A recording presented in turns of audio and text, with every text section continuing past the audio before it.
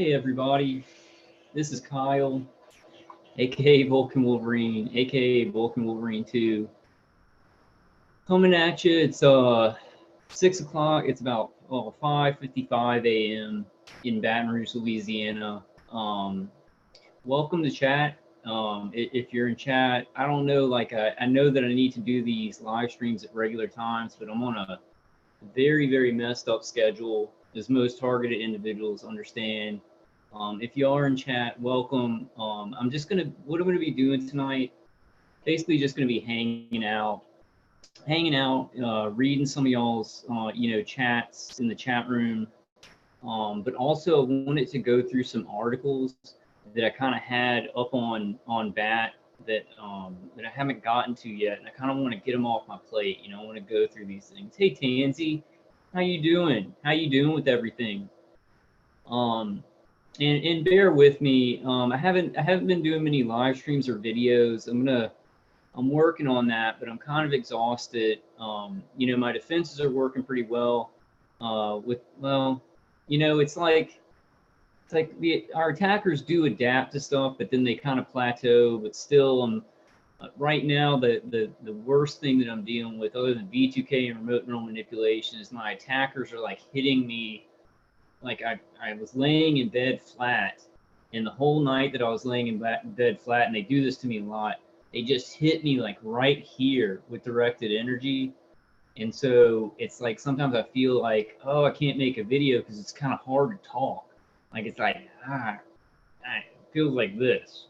They're hitting my face, this side of my face. But so just bear with me. I know you guys understand. And I'm going to go through some important information. So, hey, Ella, and hey, Cheryl. Ella says almost midnight. Hi, Kyle. Yeah, for me here, it's like 6 o'clock a.m. So I didn't know how many people were going to be up, but there's always targeted individuals up. We always have screwed up schedules and things like that. Okay, Tansy, yeah, come right back. I got some important information to go through. And hey, Cheryl. Cheryl says, Kyle, missed you. Cheryl, did you email me the stuff about the lawyer from Targeted Justice? I'm gonna do a video. I'm gonna do a video going through Targeted Justice page, because they have this like perp handbook, and then they have something where we can submit complaints about this targeting to the House Select Committee or something like that. I need to relook at it and do a video on it.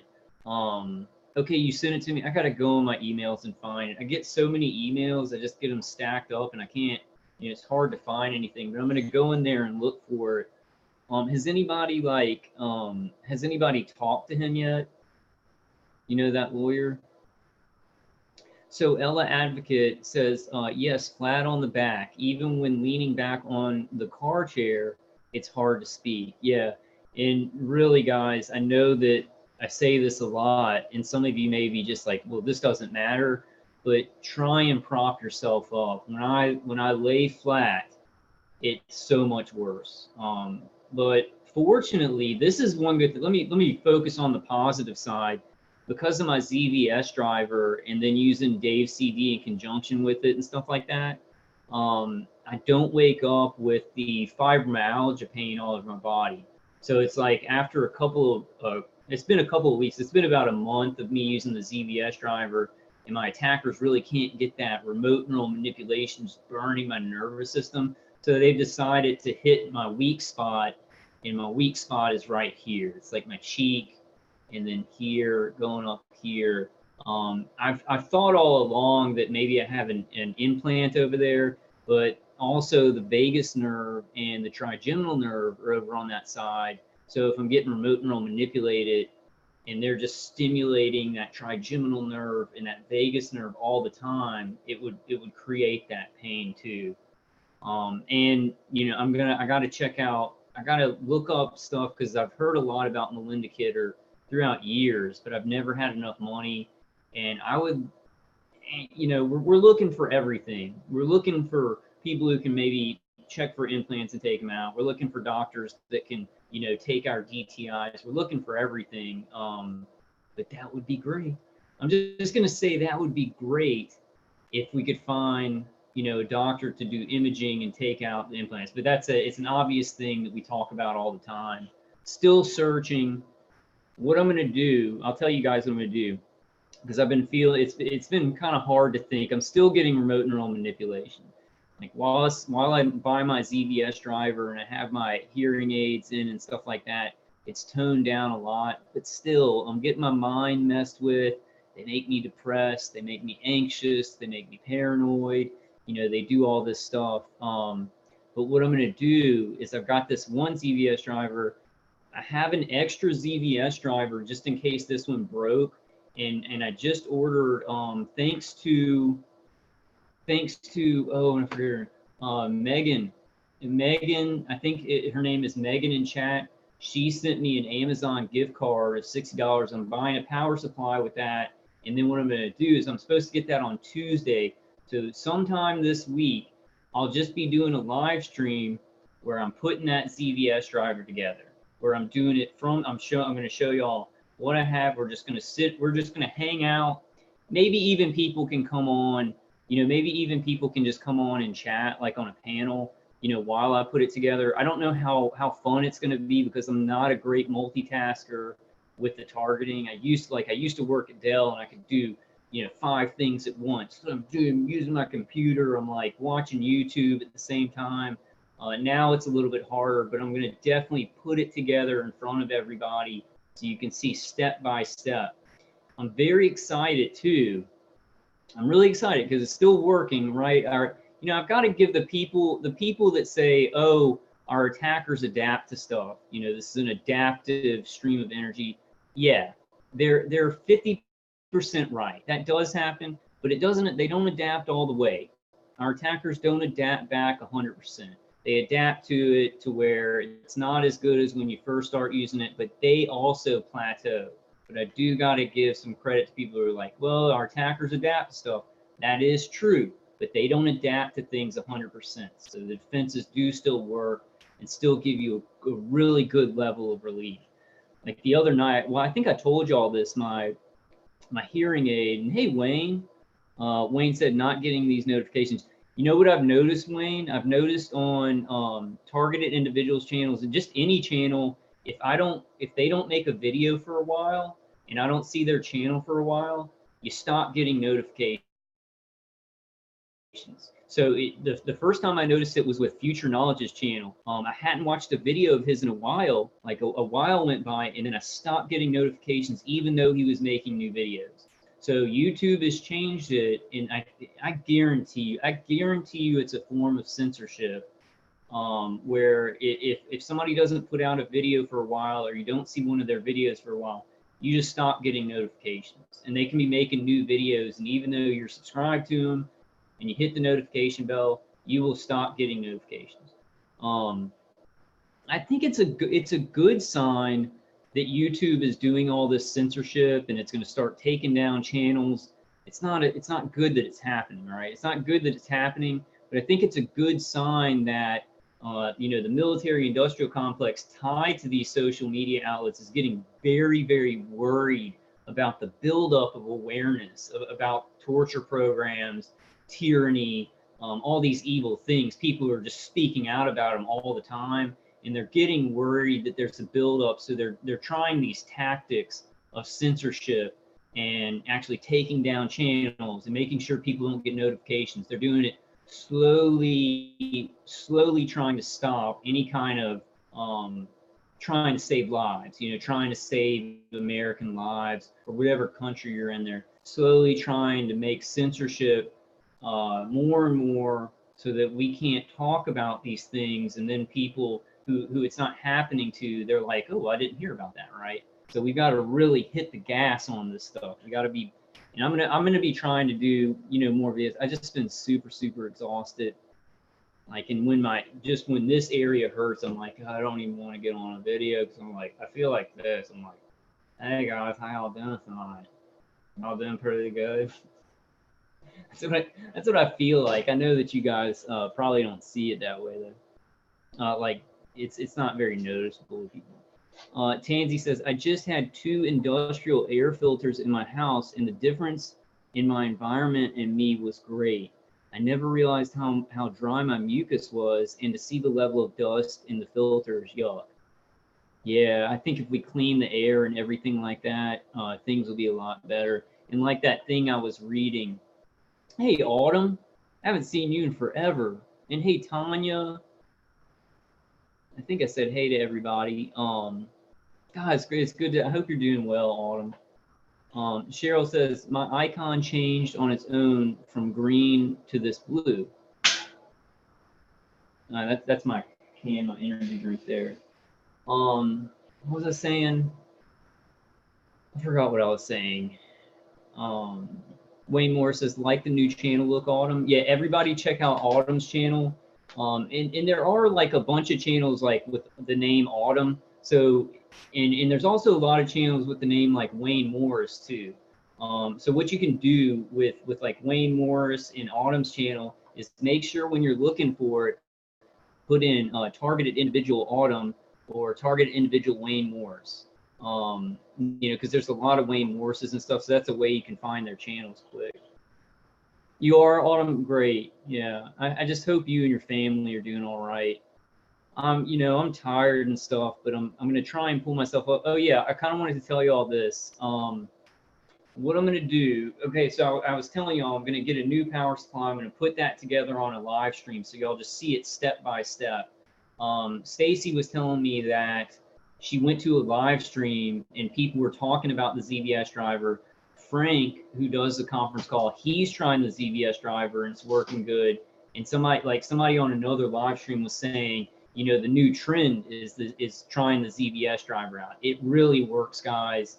The attackers adapt back a little bit, but it still holds. It still does give positive relief. And I'm very glad that it's becoming a trend. You know, that's what I was going for. I was going for getting something that people could reduce some of their suffering, and then we can pull ourselves up and figure out something better, which is what I'm going to be doing. I'm going to get this, like, I'm going to blow this out of the water because the ZBS driver works theoretically. It works in concrete ways. It works theoretically, right? It works.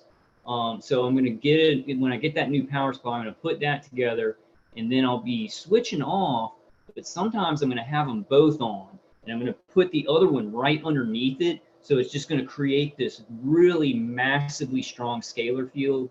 I think I'm going to have to like move my computer over because my wireless goes slower when I have the ZBS driver near. But I'm going to create this field with two ZBS drivers and just see like see if that gives me more relief, or see if maybe it's hit its, you know, the ZBS, the one ZBS driver kind of has plateaued on the defensive power it can give with just one of them.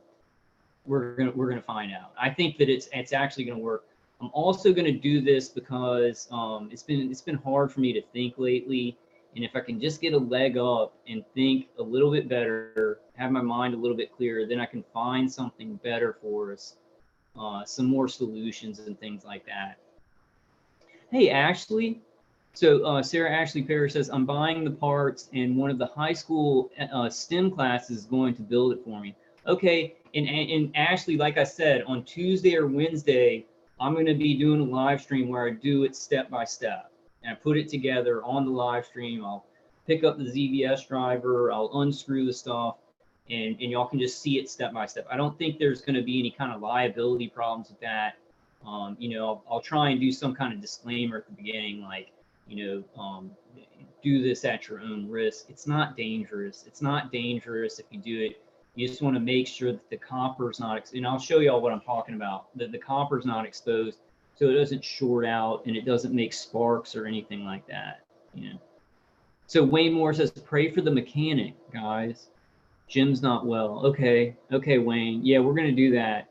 Let's say a little prayer at the beginning of the live stream. Then let me get to, I don't know how many articles I'm going to read through, but I got a lot of backlog. You know, people have been sending me such great stuff, and then a lot of emails where people are sending me awesome information I haven't even checked.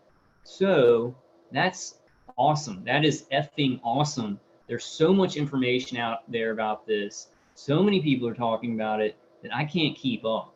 You know, And Stacy sent me an article. She's had it for a while, and it's about a whistleblower that was probably going to talk about these weapons, but ended up getting arrested before he could come out and whistleblow about foreign technologies like this, and then our domestic technologies like this. So, and hey, HR Pufnstuf, how you doing, man? HR Pufnstuf says that sucks. He was like the first person to comment to me. He did say he gets gang stalked real hard. Yeah, I do too. I've been getting really bad vehicular stalking, change lights. People around my condo seem to be kind of laying off a little bit. It seems that way, you know. But the directed energy stuff is just, you know, you defend this part of it, but then your attackers switch to stuff that the ZVS driver is not blocking. It blocks certain things really well, and then it doesn't. Like the V2K, the V2K is lower because of my noise canceling hearing aids, but it seems like the ZVS driver is not affecting my V2K that much. Let's see what they're saying right now. Let's take a V2K break to tell y'all what my audible V2K is saying. Okay, the woman just said, I don't want to do this anymore. And then she said, call it off, the woman's voice. And then the guy said, it doesn't matter. So that's the V2K break right now. It's always going. It's like, so I have different layers of it. Like I have one woman's voice who's like, kind of sounds normal. And she's like always saying to call it off and stuff. And then I have the guy who's like, it doesn't matter. Get out of there. He'll say, get out of there to me. And then there's like a woman's voice that sounds like the guy is voice modifying to sound like this woman in distress. And she's like, I hate it here. I hate it. You're killing him. You're killing him. And that came from when I was living by the ex-Army guy and his wife. That was supposed to be her voice. And they still use it every once in a while, but not all the time. And they use this new woman's voice that they started using when I was in my parents' condo. So it's kind of changed and shifted and added layers. And like I really can't tell what is chatterbox and what is manual. But I do know that there is a little bit manual and then a lot chatterbox, you know. So Tim Greenglass, hey Tim. Tim says, poor Jack Wild. Okay. I don't know Jack Wild. Yeah, Tansy says they always say that. Like they always say, like, get out of there. We got to get him out of there. They call me retarded. They're like, oh, he's retarded. And then the guy, this is what the guy says a lot. Like when I'm really hurting, and it's like they were hurting, they were shooting my cheek and stuff, and it was causing a headache so bad that I couldn't stay still. Like you know how you can I used to be able to rest and relax, right? I could lay down and just relax. But they were hitting me, and it was so tight up here that like I literally couldn't stop moving my legs, like, and I just felt so uncomfortable. And I'm trying to think, oh yeah, and if I'm like that, where it's like, and I can't stop my mind because the pain's so bad, it's been better, right? It's been better with the ZVS driver, but if I'm in that state, the guy attacker on the V2K will go, he's losing it, he's insane, you know. It's this gaslighting thing. I mean, this whole thing is about people like murdering us and then calling us crazy or something for what they're doing. So they're crying out that they're the victims, you know, and we're crazy while they're striking at us, while they're using these weapons.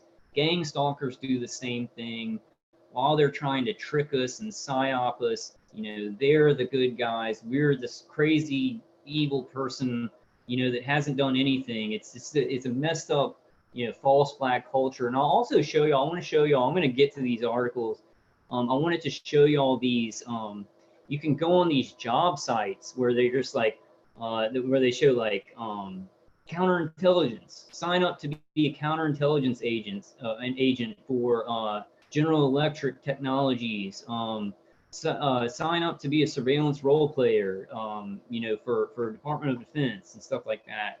So I found some of those and you can just look them up. I mean, you can go on Google, type in counterintelligence, then type in like, type in surveillance role player, and you'll just come up with these sites, these job sites that are basically hiring people, counterintelligence agents, and they make about like $40,000 a year. They make $40,000 a year. Now, I don't think that's, I think that's going to be something a little bit a higher tier than these just gang stalkers that work for DHS fusion centers. But I'm going to show y'all some of those Citizens Corps websites too.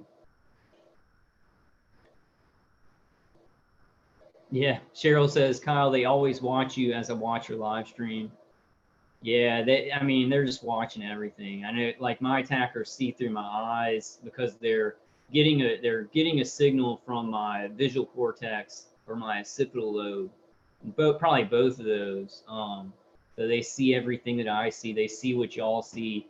You know, I'm sure they've got a couple of windows open on their computer that have my computer screen, my phone screen, you know, then the remote neural monitoring, so they just like see everything. But I would just like to mention it, and I know you guys, this is like obvious for a lot of y'all, but do cover up your computer camera and your phone camera, cover it up with electrical tape or some kind of tape, because they use all these different surveillance things, the through-the-wall radar, remote neural monitoring, and then cameras on your phone and your computer and things like that to triangulate to get a better visual of you to target. So they use all these things together. And then even, I think that some people probably do have, you know, cameras set up in their home, even though these people don't really need it, but they use all these things to triangulate and exact, to target you in a more detailed fashion. I don't think that I have any like cameras put up in my condo. I don't know, but I don't think so. You know, I think I'm just having the through the wall radar and then the remote neural monitoring used on me. Cheryl Lou says, they just said she's crazy talking about me because the comment I said to you about them watching your live stream. Yeah, it's like they're doing what you're talking about, and they're calling you paranoid or crazy on the V2K. Like, so it's like, I'm like, oh, y'all are murdering me. You know, you're shooting. Oh, you're paranoid. You think people are microwaving you. It's just a really, it's the most human evil, you know, that has ever existed in life. And I think that the fact that it's a newer technology, which is, you know, it's coming out, people are becoming more aware of it because it's a new technology. People just justify it. You know, they're like, oh, it's a new technology, so it doesn't count, right? You know, people say it's no-touch torture. It's like saying somebody with an axe murdering somebody, that's no-touch torture because the axe did it, right?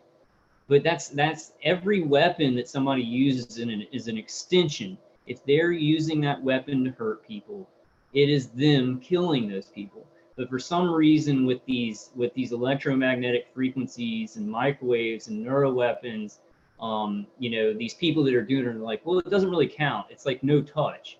You know, we're just pushing the buttons, and then the AI is doing a lot of it. It's no touch, but it's just the same as somebody with a knife or an axe or a gun killing somebody. We don't need new laws against murder. We already have laws against murder and torture. And it's a lie. It's a huge lie to say because this technology is new, we don't have laws for it. No, bull crap. We have laws for murder, you know? Yeah, Wayne says, I hope we stay on YouTube. BitChute's ass. Yeah, Wayne. I don't know. I haven't even started like downloading my videos. I haven't even started downloading my videos to save because there's just so many of them. There's no way I'm going to be able to like download them all. I wish there was like an easy way to just bunch them up and just automatically send them to, instead of like having to convert them and everything. It's going to be, it's going to be really tough.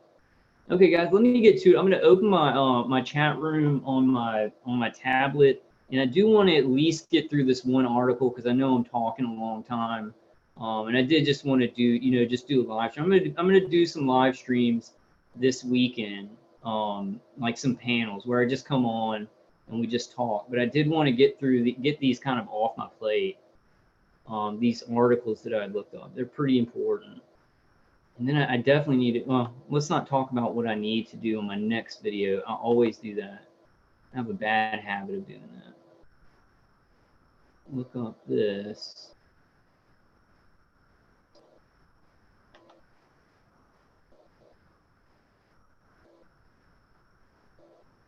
Here.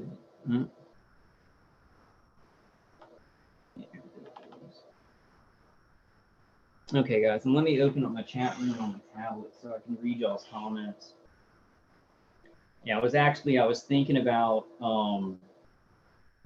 about just doing a video without the without the chat room, not doing a live stream, but just a regular video, because like I'm having a hard time paying. And I was just like, I just need to go through these articles, but I was like, man, it's so boring now. After you start doing a lot of live streams, and this is for targeted individuals, maybe still doing regular videos and not live streams. If you start doing live streams, you won't want to go back, because it's like it makes the video so interesting with y'all's participation. It makes it flow better.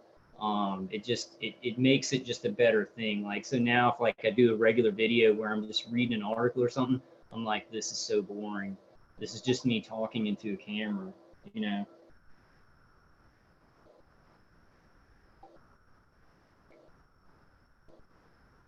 And there's a lot of, I'm going to go over it like probably on the next live stream or when we hang out. We may just go on the Targeted Justice website. I need to get the information about the new lawyer they have, and then we all need to be reporting the targeting to the, my attackers are making me forget it. The House Committee. Oh gosh, I can't remember. Somebody type it into chat if you know what I'm talking about. But you can you can file a report to the House Hearing Committee. Oh God, I'm not remembering that well. And then there's also like a perp handbook that they have and things like that I'm going to go through.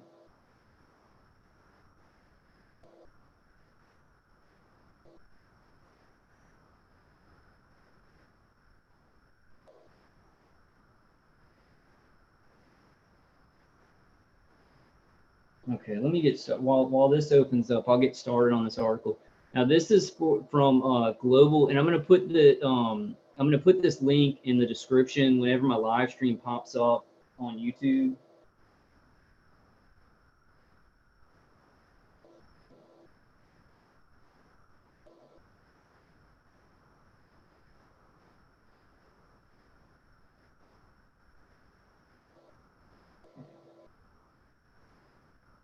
Hey, politically persecuted man, how you doing?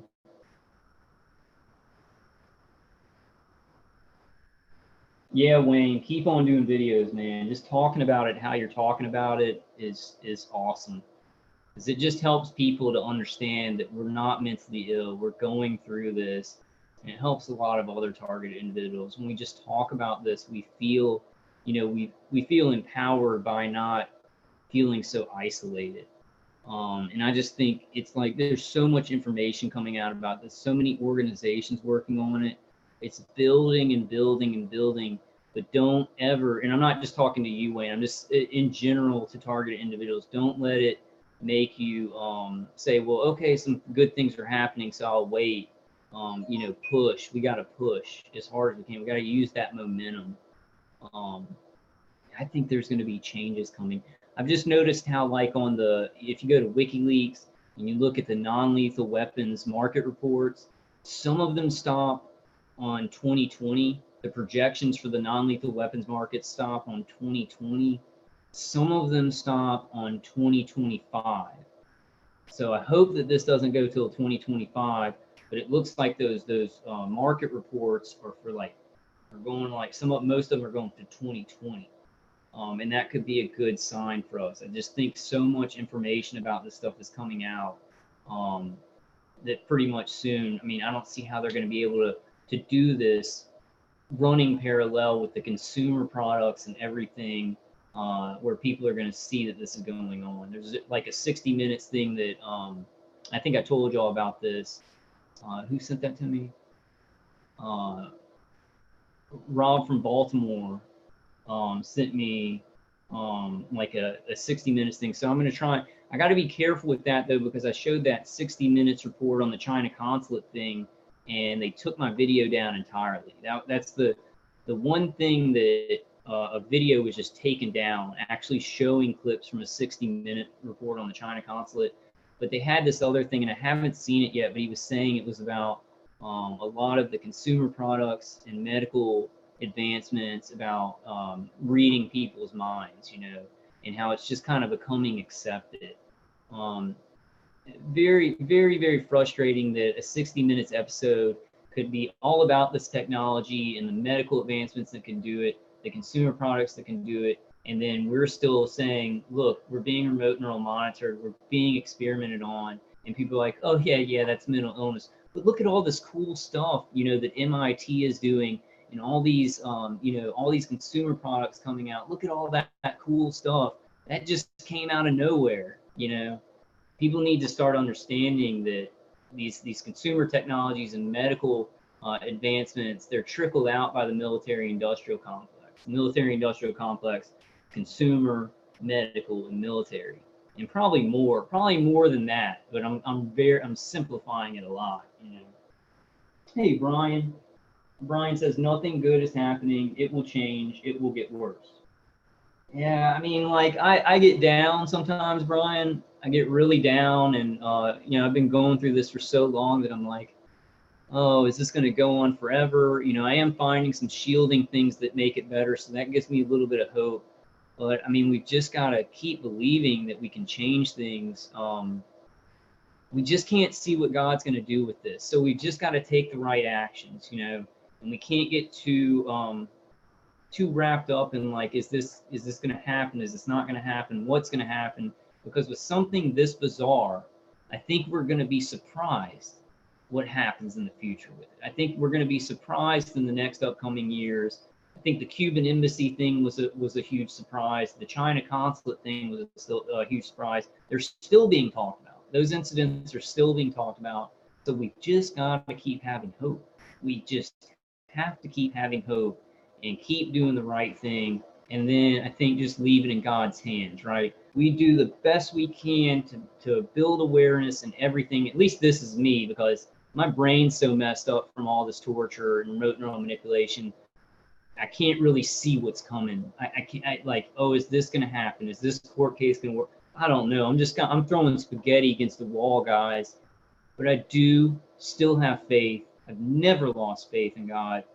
Let me just, and please, somebody, if you know this, I might look this up, but I've told you guys this a million times, and this means everything to me. It's what's kept me from losing my faith, that God will bring good things out of this, or we'll see it in the next life, right? But my grandfather said, even though he slay me, I will trust in him. The world is weird. We live in this time where this is happening. It happened. It's happening, and we've just got to trust in God that we can make something good out of it. It's a huge, huge thing. And sometimes in my human mind, I'm like, they're going to just keep doing this to us until we die. And then probably like 30 years from now, people will be using all these technologies and we'll be dead. I sometimes think that with my human mind, but we gotta reject that. We've got to trust that God has something good planned in our lives. We've got to believe, we've got to believe that when you believe in something, when you believe you can do something impossible, it ups the probability that you're going to succeed by like, boom, 70%, 80%. When you say, I can't do this, I don't believe it's going to happen, all that probability is taken away that you will be successful, because you probably won't even try if you don't think that you can, right? So there's a huge science to believe, and I'm going to, I'll be talking about that in later live streams. I mean, just look at it, 6 years ago, I started making videos. The overt torture started in 2011. Doing this and speaking out and being proactive has made this not so hopeless for me. Talking to you guys, just jumping on a live stream, so many TIs saying thank you for what you're doing and putting this information out. It changes everything. It turns the tables. It's almost like God giving me, winking at me, saying, you're doing a good job. You're doing something. So all we can control, right? We can't control the world. We can't save the world. We can't control what these evil people are doing on the microwave. We can't control how society is going to do away with these programs. We can't control any of that. What can we control, right? What can we control? We can control what we do. We can spread the right information, infect people with hope, infect other TIs with good ideas and solutions and hope and good information. And that spreads, right? Just like this evil spreads. This evil spreads like a virus. It spreads through the land. It spreads through people's hearts. They're like, this program's too big and I'm going to go work for it. We, being targeted individuals, being good people, we have to infect back with hope, infect back with the right information, the truth, the right things to do, because humanity will fall. Some people think it's already fallen. You know, I think there's a lot of good people in the world, and there's a lot of hope, but this deceit and this evil, it just eats away at people, and it's very unhealthy for all of our communities. It murders humanity. It stops us from evolving, so it must be fought against. No matter what, it must be fought against, you know. And I understand how bad some of you guys are being tortured. I'm being tortured really bad too. Sometimes we're just going to be in that negative mind state where it's like, I don't think this is ever going to end. I've been there, you know. But we still have to work at stopping it, right? That's the ironic thing. We don't know what's going to happen. We can control what we can do. We can't, you know, we can't just change. We can change the world, but we can't change it with the snap of a finger or a wand or anything like that. And it's very simplified, trying to be positive for this very, very complicated situation. But when you're very proactive all the time, and you're always thinking of solutions, you'll find yourself getting in a more positive mind state, right? Your frequencies raise. And this does, like a lot of people are like, oh, you're raising your frequencies, blah, blah, blah. It's very important, because when you're at a lower, more depressed frequency, when you're in that negative cycle, the attacks will get worse and worse, because they will be resonating. The extremely low frequency attacks will be resonating with low frequencies, and you're being dragged down in that negative cycle. So you got to break the cycle, start getting positive thinking. Your probability will raise to have good things happen in your life. All of our probabilities will raise for ending these programs if all TIs are getting stronger and fighting this in a positive cycle. You know what I'm saying? So you want to get in that positive cycle, raising the frequencies so that these attacks, when they hit, you're using defenses and everything like that. That's good, but your frequencies are up. So the extremely low frequency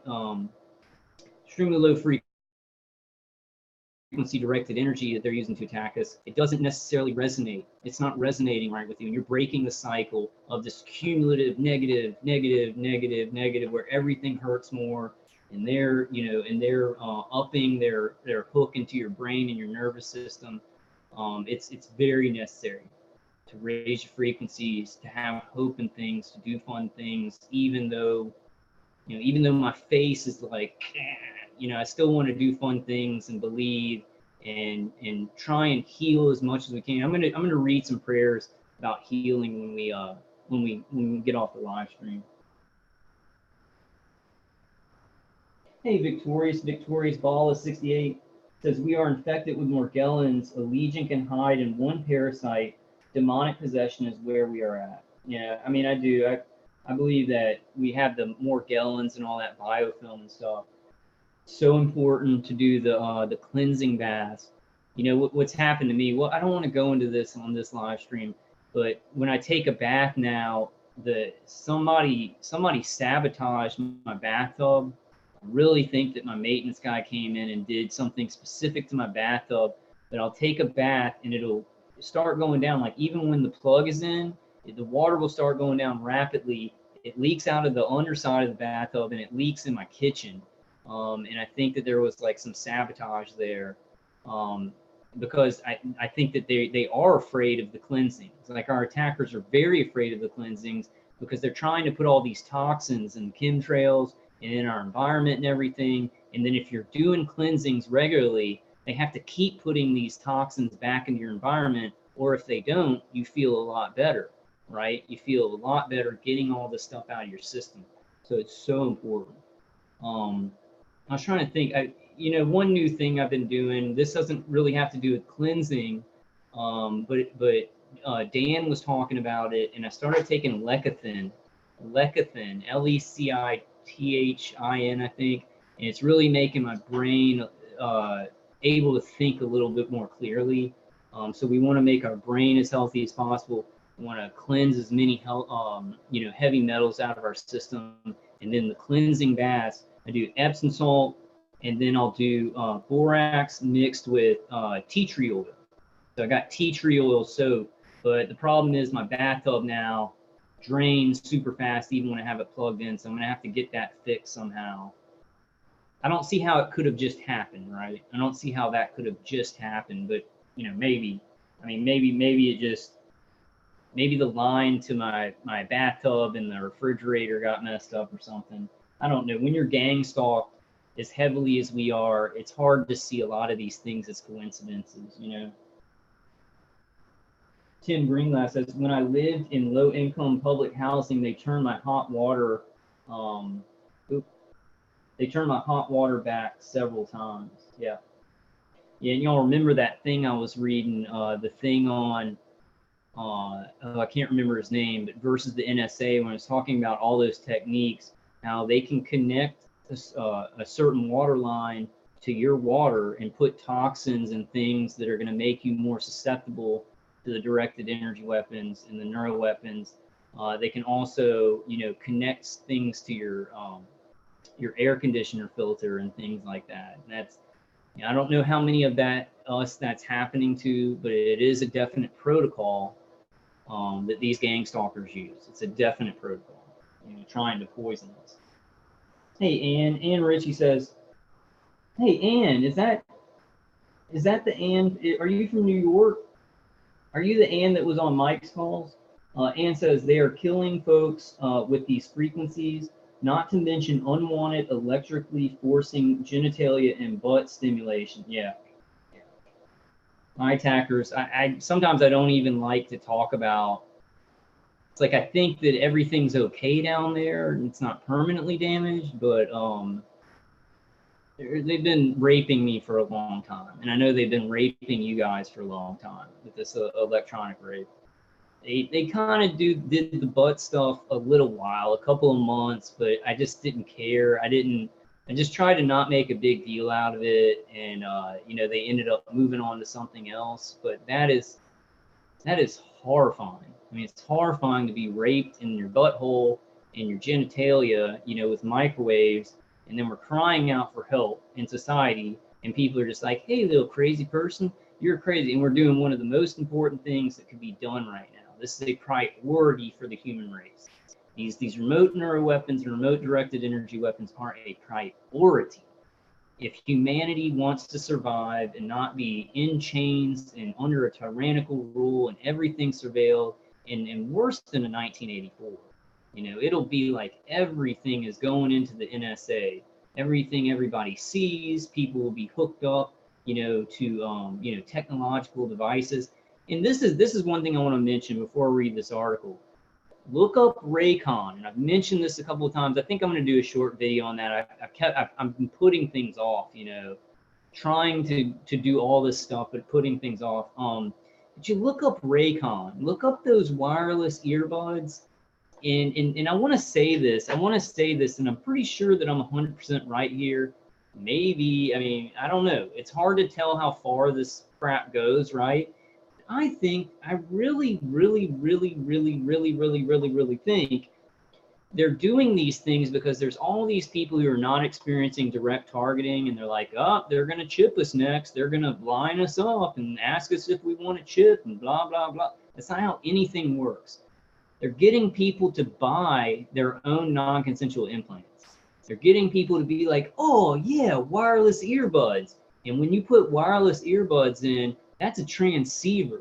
That's a transceiver in each ear that can then pulse electromagnetic pulses into your outer and inner ear, your vestibular system, that can put V2K thoughts, impulses to the brain through frequencies. So all these kids and everything, all these social influencers on YouTube, social influencers, right? That I see them, I watch them do videos, and they're, you know, talking about YouTube drama, and they're like, hey, get your Raycons, and then they shake their head, and the Raycons can stick in there, and they don't come out of the ears, right? Those are little transceivers that electromagnetic frequencies can be pulsed to the outer and inner ear and do some of these things that are being done to us, right? It can do them more intensely to people. So you get all these people with these wireless earbuds, and they're called Ray Con. And you know how these people, these Masonic people, these people at the top of the pyramid, you can call them the cabal, the secret cabal or whatever. It's like a cult.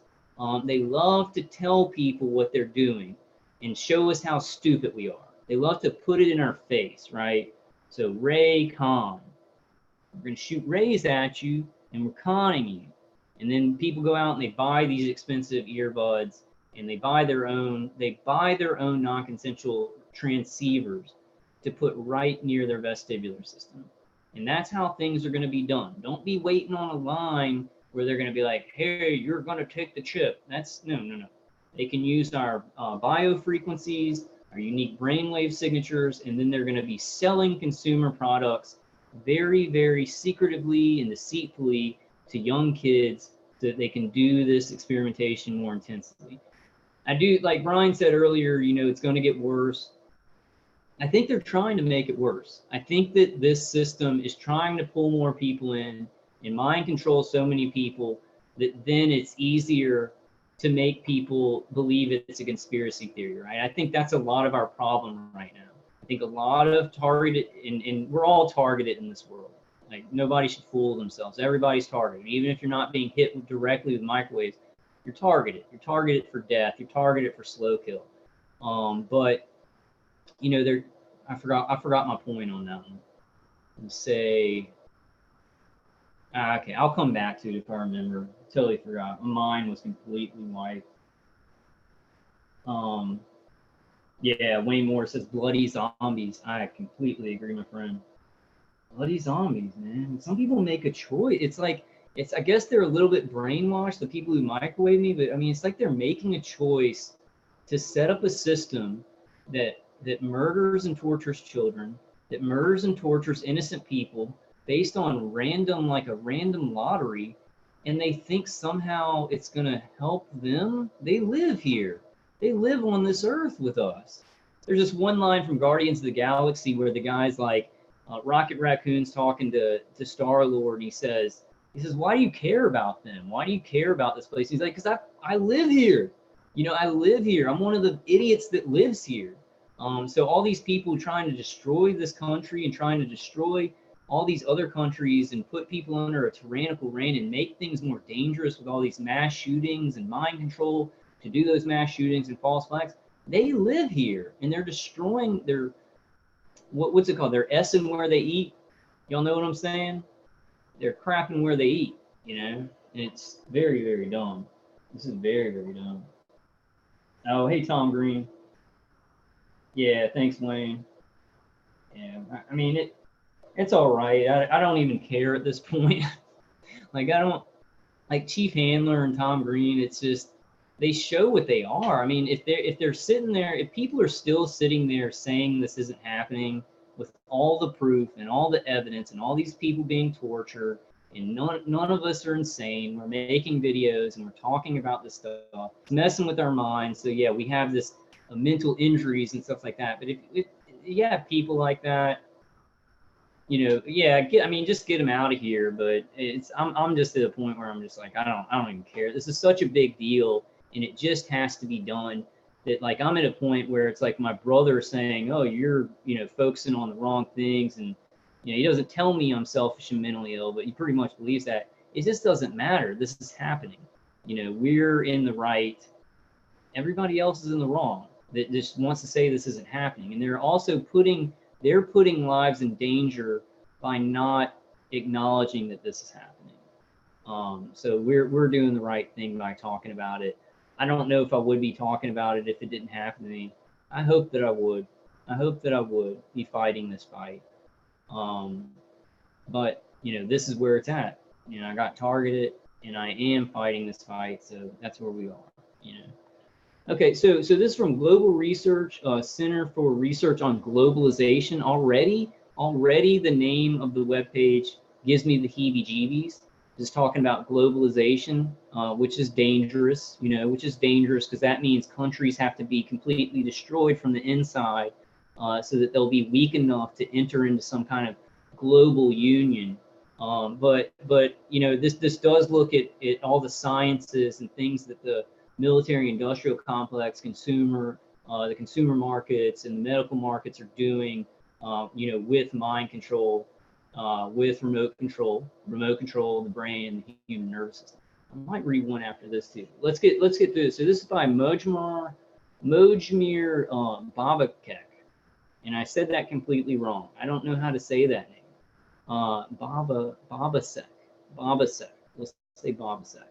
So remote control of the brain and human nervous system. So the USA and the European Union invest since the beginning of the millennium billions of dollars and euros into brain research. And that's what they're doing to us. This is brain, it's a part of it. It's a little slice of the pie, right? Researching our brains and our nervous systems over lifetimes, right?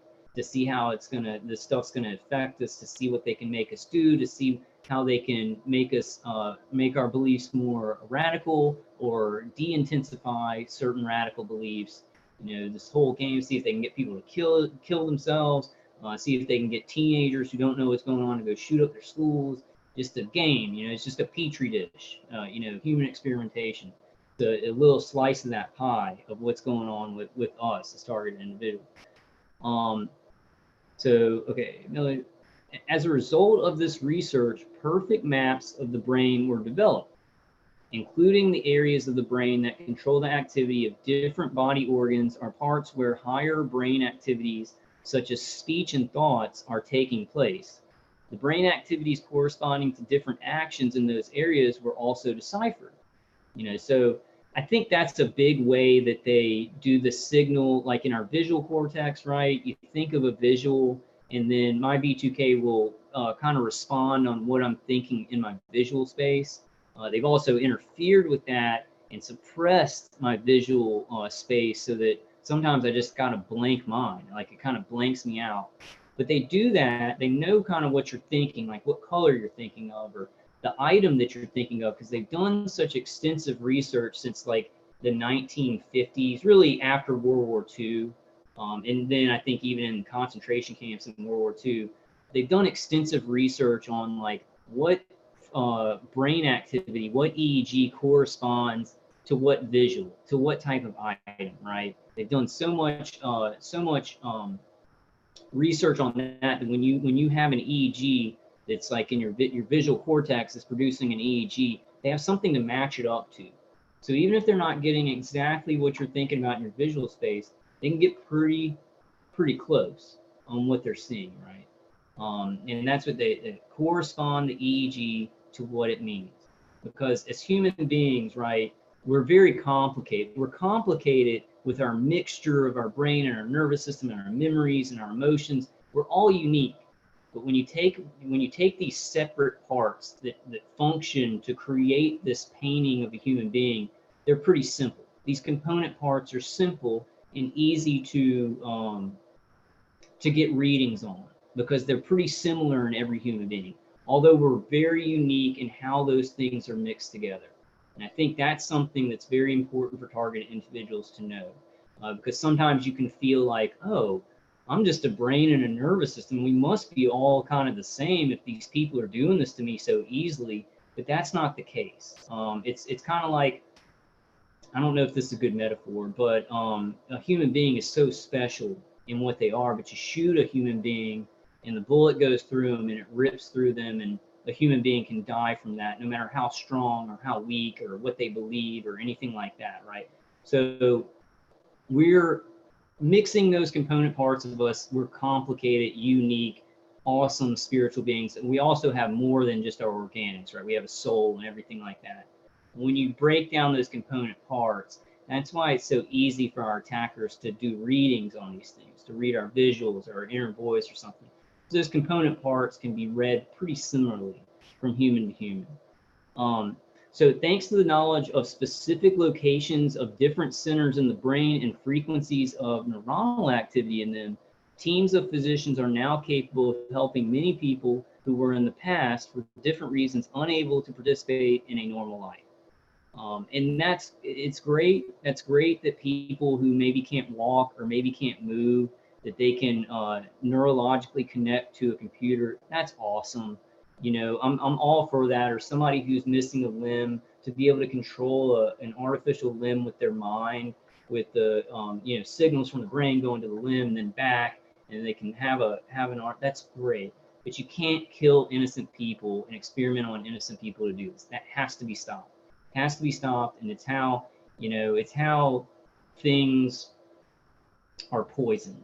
The means are the ends, right? I say that all the time. If they're murdering a bunch of innocent people in the lottery system to make these great medical advancements, there's going to be poison in that good.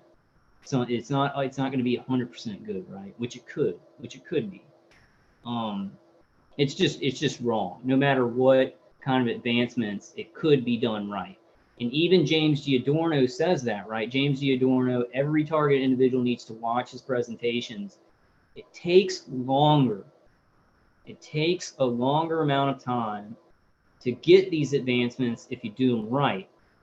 You take shortcuts, you murder a bunch of people, you murder a bunch of innocent people, you can get there quicker. So, but the advancements would come anyway. And we need a society where there's enough capable leadership that cares about humanity, that we all make a decision that it's the right way to get there slower and not slaughter a bunch of innocent lives. It's completely possible for humanity to do that. You know, it's completely possible. Well, I know what you guys are saying. I'm kind of saying it in my head right now. With so many evil, greedy people with no consciences, is it possible? But it's possible in theory to do things the right way, you know, and to fight natural tragedies and natural things that happen, and not create tragedy and try and like build on that, experiment on that, get new medical advancements in consumer products, weapons out of those things. But then you've got the problem of like America building up its weapons programs, its directed energy weapons, and they're like, against Russia, we got to build it up faster, right? We got to beat Russia, we got to beat China. And so you get that fear, right? You get the fear in all these people that are attacking us, that they got to do this for our country to get us there quicker. And then that's where James DAdorno says you get the shortcuts. You get people taking shortcuts, which are completely doing immoral things to get there faster. When you could have gotten there anyway, if there was maybe the UN stepped in and said, hey, you can't torture anybody. You can work on these technologies, but you can't just torture innocent people. It's totally doable. The way that things are set up, where you got the top pyramid, the CFR, kind of controlling things on a global level, they're never going to let that happen, right? They don't want things to be done in the right way because they're trying to kill a lot of people. They're trying to do what's wrong. They're trying to do what's wrong to create genocide, to get some people off the earth and stuff like that. And they just think that we're animals. You know, people up at the top of the pyramid, they think that they're some kind of gods because they have turned their back on the real God. And they think that we're just like some kind of animal. So they never do anything right. They don't have respect enough for humanity because they think they're separate from it. And that's where you get atrocities. When you get people who have turned their back on God, they're nihilists, they're empty, and then they say, oh, these human beings, they're just cattle. That's when you get atrocity. All human beings are human beings, you know, and they deserve the right to life, liberty, and the pursuit of happiness. Not all human beings are equal, right? Some people are smarter, some people are stronger, we're all different. But when you're a human being, you're a human being. And that's where, that's one of the main things these Masons are learning, that they're some type of God, new men, and everybody else is just cattle, stakes on the table or some crap. And that's where you get this brainwashing to people who might have been good in their life, to brainwash them to do incredibly evil things. When you separate, and you say this race isn't as good, this culture isn't as good, these humans aren't really humans, I'm above them. And that's like one of the prime brainwashing techniques at the top of the pyramid uses to pit people against other people and make these people kill this group of people, you know. So it's good. It's really good when you deal with human beings as a good person, that you see them as a human life, a valuable human life, that you don't know what their destiny is. And they're a human being just like you. They may not be, you know, whatever, you may be smarter than them. They may be smarter than you. They may be faster, stronger, whatever, but you're still human beings. And that's a crucial thought. It's a crucial philosophy for us to have a balanced world that doesn't turn to evil and tragedy and nihilism. And it's what God calls on us to do. It's what God calls on us to do in the name of Jesus Christ. Jesus says it a lot. You can only get through the Father through me. And you know, I think a lot of the angles that Jesus was talking about was, look how I act, look how I love like me, love humanity like me. Even people who maybe are messed up or whatever, you love them and they can get better, you know. So WWJD, I want to show you all this real quick. Check this out. My friend Blair gave this to me. It's a little Jesus. I keep him right here. Keep him right here by my computer. So Preston Martin says, they're not going to stop me, I promise you. That's a good attitude to have.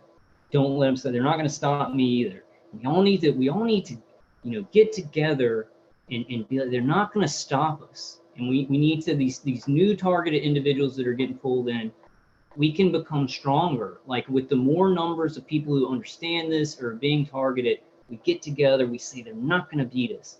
I think that sometimes when we have a little bit of that attitude of this is never going to change, this is never going to stop, it makes us kind of say, well, then I don't need to do anything. I can just isolate. And, you know, that's okay. If you want to live the best life you can and just be like, I don't know, you know, if this stops, that's okay. But if it doesn't, and just live your life, and that's a decision you have to make. I want to do both. You know, I want to get together with TIs, do the best that I can with this, and also try and live the happiest life that I can. But that's an important attitude. And if we all link up and we have that attitude, that group belief, because the evil side does it too.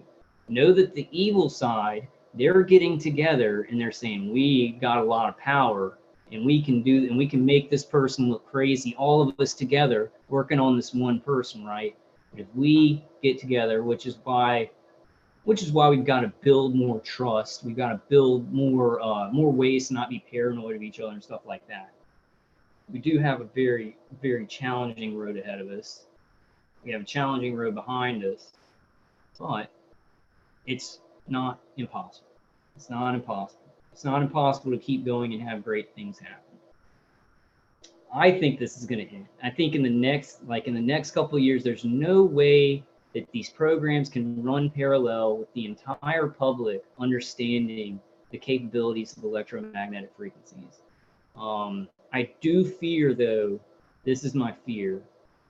I guess I have started to fear, like in my later because they messed with my brain, so I'm not quite like I was before I was targeted, and so I do feel some fear sometimes. Fear can be a motivator. It's good, but it was a new sensation to me from the targeting.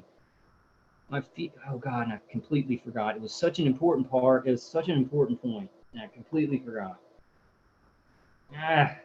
They're wiping me tonight, guys. Oh, no. Give me that thought back, God, please. Okay, I'm gonna have to come back to it. I feel okay. I was watching something, a video, and I think it was also Rob that sent it to me. It's this big thing on 5G and everything. I do fear that they're going to have so many people targeted in certain ways, not exactly like how we're being targeted, but it'll go so far and so many people will be targeted that at a certain point, that's just a fear. It's just a fear. I don't want to say that there would be no turning back. You know, it's more about building awareness and getting people to understand this, and it's going on, and then and getting us help, and then making it impossible for somebody who's being hit with this stuff to not be able to get help, to me right now, than getting rid of the technology. Sometimes I do fear that it's going to get so far along that people's brains are just going to be so controlled by everything, and people are just going to see the world and talk about vapid things, things that don't matter, that it's going to be very hard. You know, people aren't going to know a way to stop this. And that's a negative thought, guys. Throw that out. Throw that out. We got to do what McAfee says. John McAfee says, when a theater's on fire, you scream fire. Everybody instinctively does things, right? The more the public that we get aware about this, if they're not directly targeted or they are directly targeted, the more people we're going to have using their creativity, working on instinct, and doing what's right, because there's more good people in the world than evil people. Count on that. That is a fact. There are more normal people who just want to feed their family and everything like that. That's being used to make them do evil things. But there's more people who want to do good and want to protect their children and have a good legacy for them. So the most important thing is to help people understand exactly what's happening, right? When they're confused about what's happening and they think we're evil and they think they're just gang stalking us, then they're just going to be like, yeah, we can do that, blah, blah, blah. But when they understand how evil it is and how it's going to hurt their kids, right? I think we all know this, it's obvious. It's going to become easier and easier. The probability increases every day of things changing for the better, as long as we keep going and building awareness. That's a fact. The probability of ending these programs of good, like these things turning around, this technology still being in society, right? But things happening so where people aren't tortured with it, the probability increases every day that awareness comes out about it. Yeah, so just keep that in mind. Also keep in mind, you probably got about 10% of gang stalkers and microwave attackers and stuff. Probably got about 3% of people who are targeted like us, like directly fired upon by directed energy weapons, neuro weapons, electromagnetic fields, and electromagnetic pulses into our vestibular system. That leaves, let's say that's all 14%. That leaves about 85% of the world that's not gang stalking, not hitting people with microwaves, and also not being directly targeted like us. They're still being targeted by their computers, their phones, and stuff like that. It's a good probability of how many people in the world have no idea about this or are starting to learn, right? We can get that 85%. We can get to that 85% and light a fire under their butts. Everything changes, and this is impossible. If everybody says no, it becomes impossible. I'm like going off into all that. We know how hard this is, right? We know how hard this is. We know that we're making strides to make things better. Court cases are coming, better solutions. The more that we get that 85% of the public who's not necessarily directly targeted or involved in gang stalking or microwaving people to death, the more that they can create solutions. Newer markets can emerge for defense and for fixing this, because those are gonna increase, because a lot of people are gonna see how evil this is. They're not gonna want to be robots. They're not gonna want to have their emotions taken away. So we gotta spread it. Even if you're not talking about it perfectly. So if you're a TI that's like, well, it's complicated and my head hurts and it's hard to talk about all this, just talking about it. Just talk about it. You don't have to get everything right. I don't get everything right. Don't purposefully get things wrong, right? Don't put out disinformation. But if you're just talking about the topic and you're trying your best, that is gold. It's worth gold. Okay, so, man, I didn't even start this thing, did I? Thanks to the knowledge of specific locations of different centers in the brain and frequencies of the neuronal activity in them, teams of physicians are now capable of helping many people who were in the past, for different reasons, unable to participate in a normal life. There exists prostheses, which are controlled directly from the brain centers that normally control the movement of the limbs. See this, and enable people who lost them to use the prosthesis in a way similar to the way normal people use their limbs. Higher brain activities were produced as well. In 2006, scientists placed into the brain of a completely paralyzed man an implant, which transferred the activity of his brain into different devices and enabled him to open his email, control his TV set, and control his robotic arm. Other paralyzed people were able to search the internet, play computer games, and drive their electrical wheelchairs. That's good stuff, but it can't come from a place of evil. And that stuff can happen without murdering a bunch of innocent people and experimenting on them for their entire lives. So, you know, it's good that people who are paralyzed and things are getting some advantages from the medical community, but it can't come out of my innocent family's blood. It can't come out from crushing my dad's skull, you know, from an aneurysm and him almost dying, so that somebody can buy some expensive medical device. And you know, that's crime, right?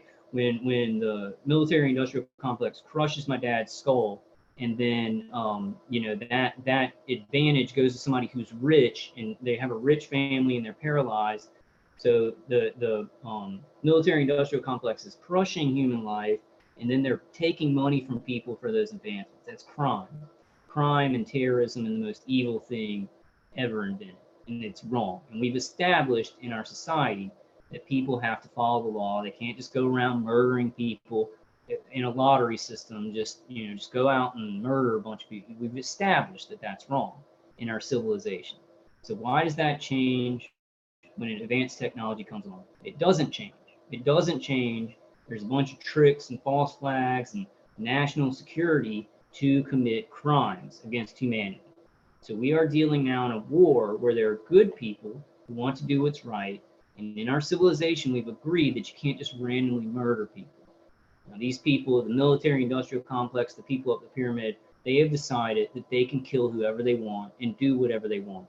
Crimes against humanity, no matter how much money they have, no matter what the system says and doesn't say about national security, they are evil and they are committing crimes against humanity.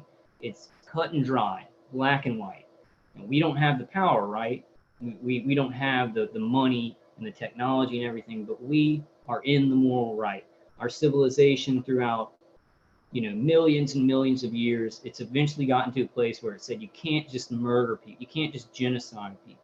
And so these evil people are like, well, if we do it secretly and we don't allow the public to understand what's going on, then we can genocide people and experiment on them. They are committing crimes against humanity. It is black and white. It is cut and dry. Good people versus people who are just going to kill at random. You know, there's no complication there. We're in the right. The complication is we don't have as much power as them. But that we got to build up, right? And notice, just remember, guys, you look at all this censorship, right? You look at this censorship on YouTube. It should tell you something. These people, oh, getting hit in the throat. Okay, these people who are doing this, they are so afraid of the truth. They are so afraid of awareness getting spread. So when you're saying, it's probably not going to help if I make a video or, you know, tell somebody, be careful who you talk to, right? Be careful, kind of feel them out if it's not a targeted individual about talking about this stuff. But if you're saying it's just not big enough, it's just not, you know, think about how scared these programs and these evil people are of just words. Think of how scared they are. They take people's channels down, you know, destroy people for speaking out about truth. It just takes one, and I'm going to read you all that article in the next video. It just takes one whistleblower that knows about these integrated weapon systems to get to the right journalist. It takes one. And think about how awareness is spreading. So have hope, because there are these situations, Edward Snowden, Julian Assange, Cuban embassy attack, China consulate, right? All these things that are boom, boom, boom, boom, boom.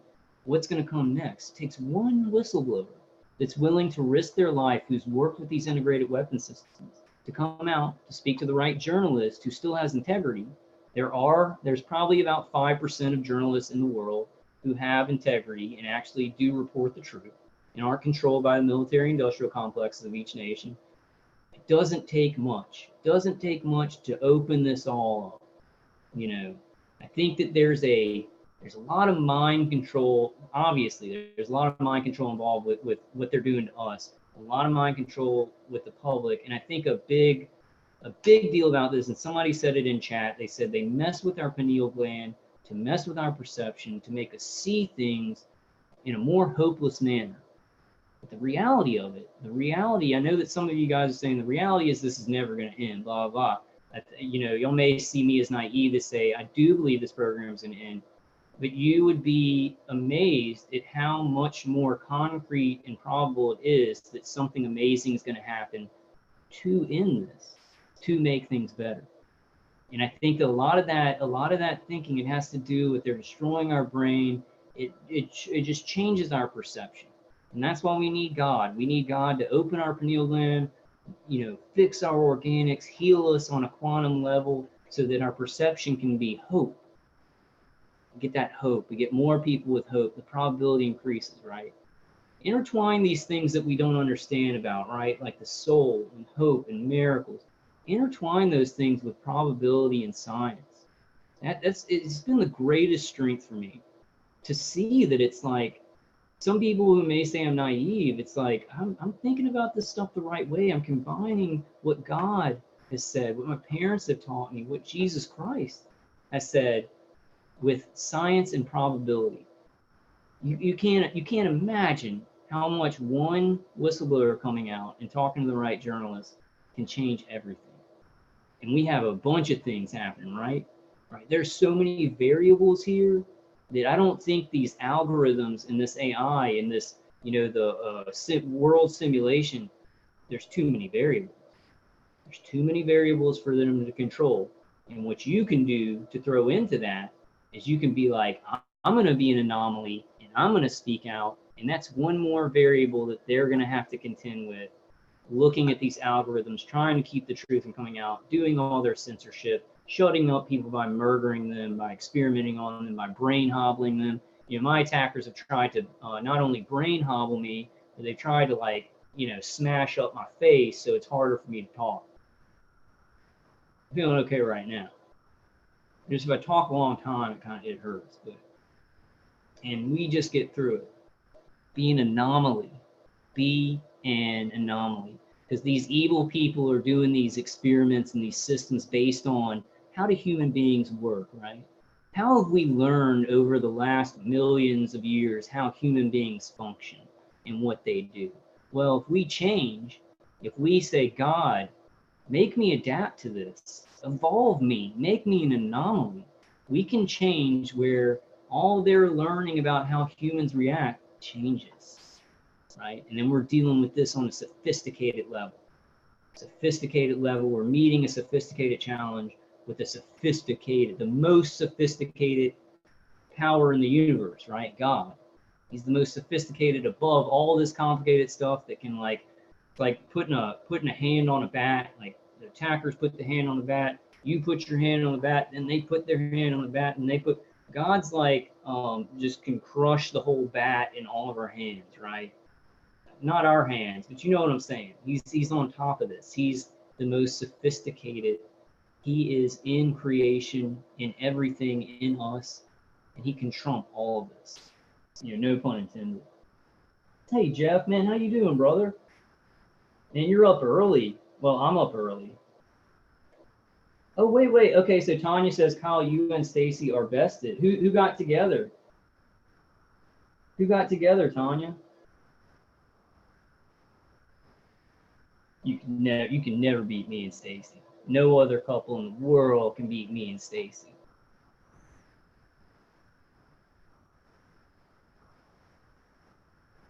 Who got together? I'm interested. Oh, you got me really curious, Tanya. So Ella Advocate says our facial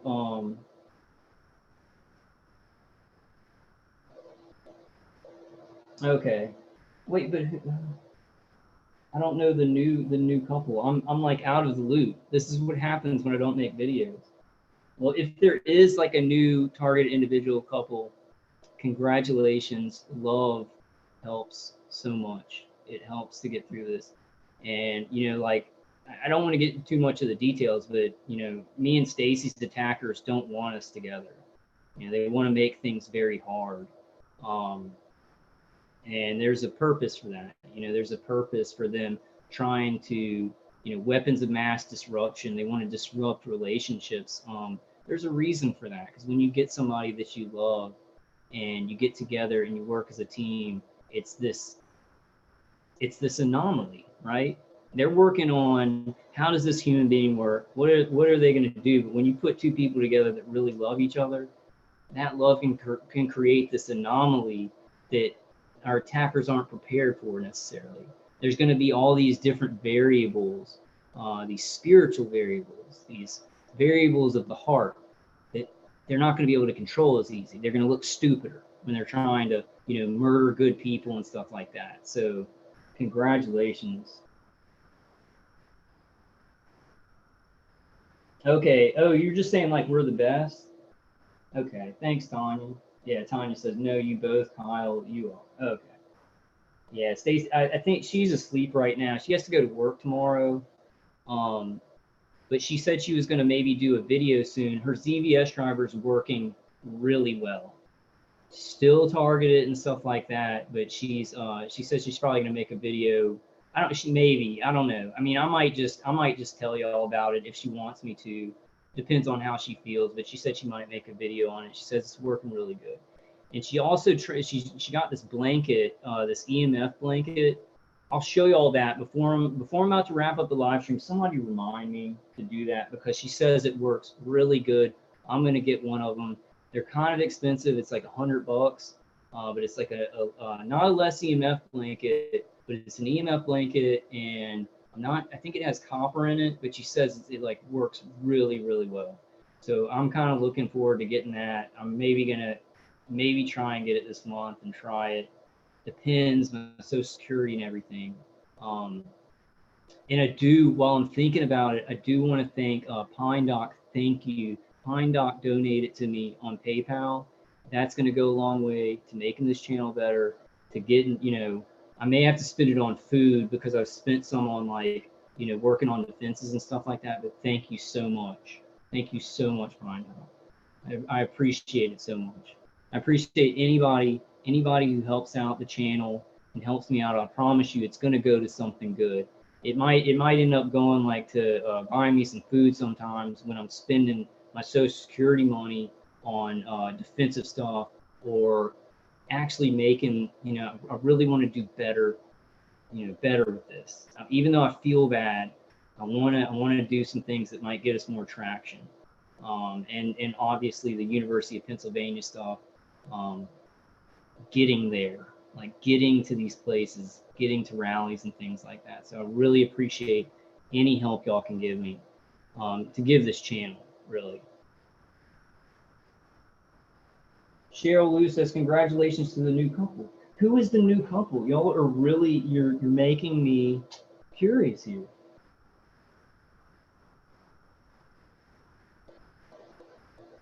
I think she was just talking. I think she was talking about me and Stacey. I'm not sure. I'm confused, guys. But y'all let me know about that, because that's awesome. Any kind of love and hope in this, it's victory for us. So like if two TIs get married, or two TIs fall in love, it's hope for us, and it's a challenge, being two targeted individuals, especially long distance relationships. It's definitely a challenge, but me and Stacey love each other so much, and it's changed everything. It changes how this works. We balance each other out a lot, and so just keep that in mind, guys. I know this makes us want to be isolated, because it's hard to trust people and everything like that. But the rewards of taking that risk and trusting in people, it's worth the risk. It's worth the risk. Sometimes if you're not sure of somebody and you want to be friends with them or something like that, what I say is I'm like, well, I don't know, some suspect things are going on. And I'm not saying this about me and Stacey, but I'm just saying like targeted individuals sometimes. And I just say, okay, well, I'm going to take a chance. Like I feel like something, and just take a chance. Just, have a layer of protection, right? Don't just open yourself up, so much where you can get killed, or they may poison you or something like that. I'm just talking about regular TI relationships, but take a chance on people. It usually pays off. Even in this, there's a good probability that you're going to be finding a real targeted individual. Some targeted individuals would disagree with me on that. They'd say there's more percentage of fake TIs than real targeted individuals. That's completely wrong to me, like in what I've seen and the people that I've dealt with. However, the remote neural manipulation and how paranoid it can make us, I've experienced that. I've experienced, like, the RNN making me so paranoid that it really feels like my instinct. It almost feels like something that should be my instinct. And we've got to pray for discernment, because that can get really sticky. This remote neural, these neural weapons are they're not anything to joke around about. I mean, I know we can tell jokes to lighten it up and make it less, but some serious business. Like, these neural weapons are serious business.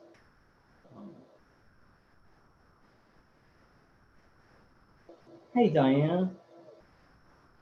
Yeah, thanks, Drunken Ninja. Hey, Drunken Ninja says, don't forget to hit the like button.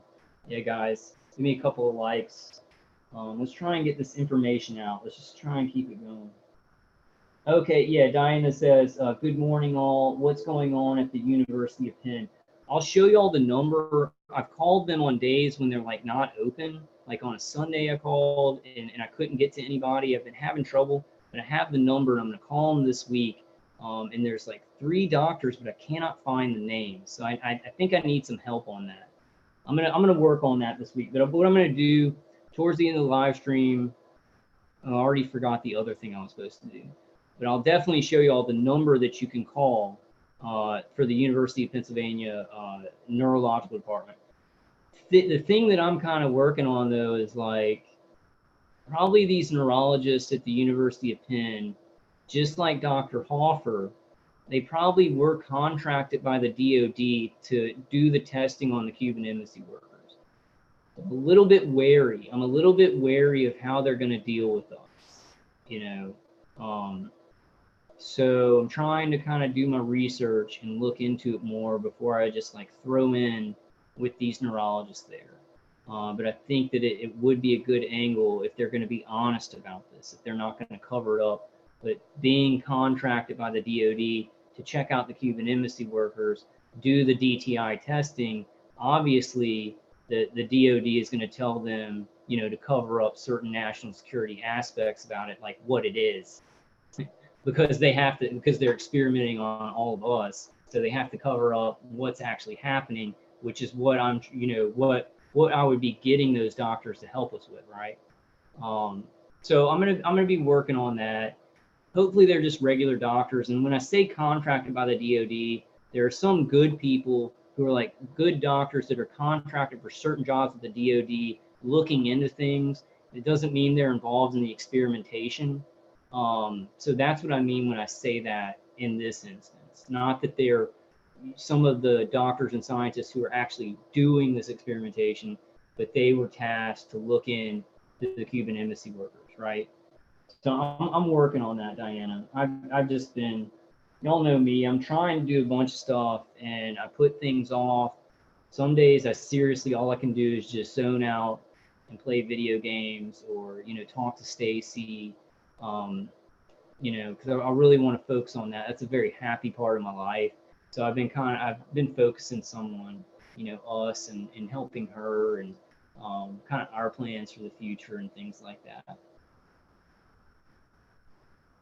So TJ Antipa says, I've noticed nearly every area in New Zealand that is not broadband capable are the heaviest areas most hammered with 1080 poison.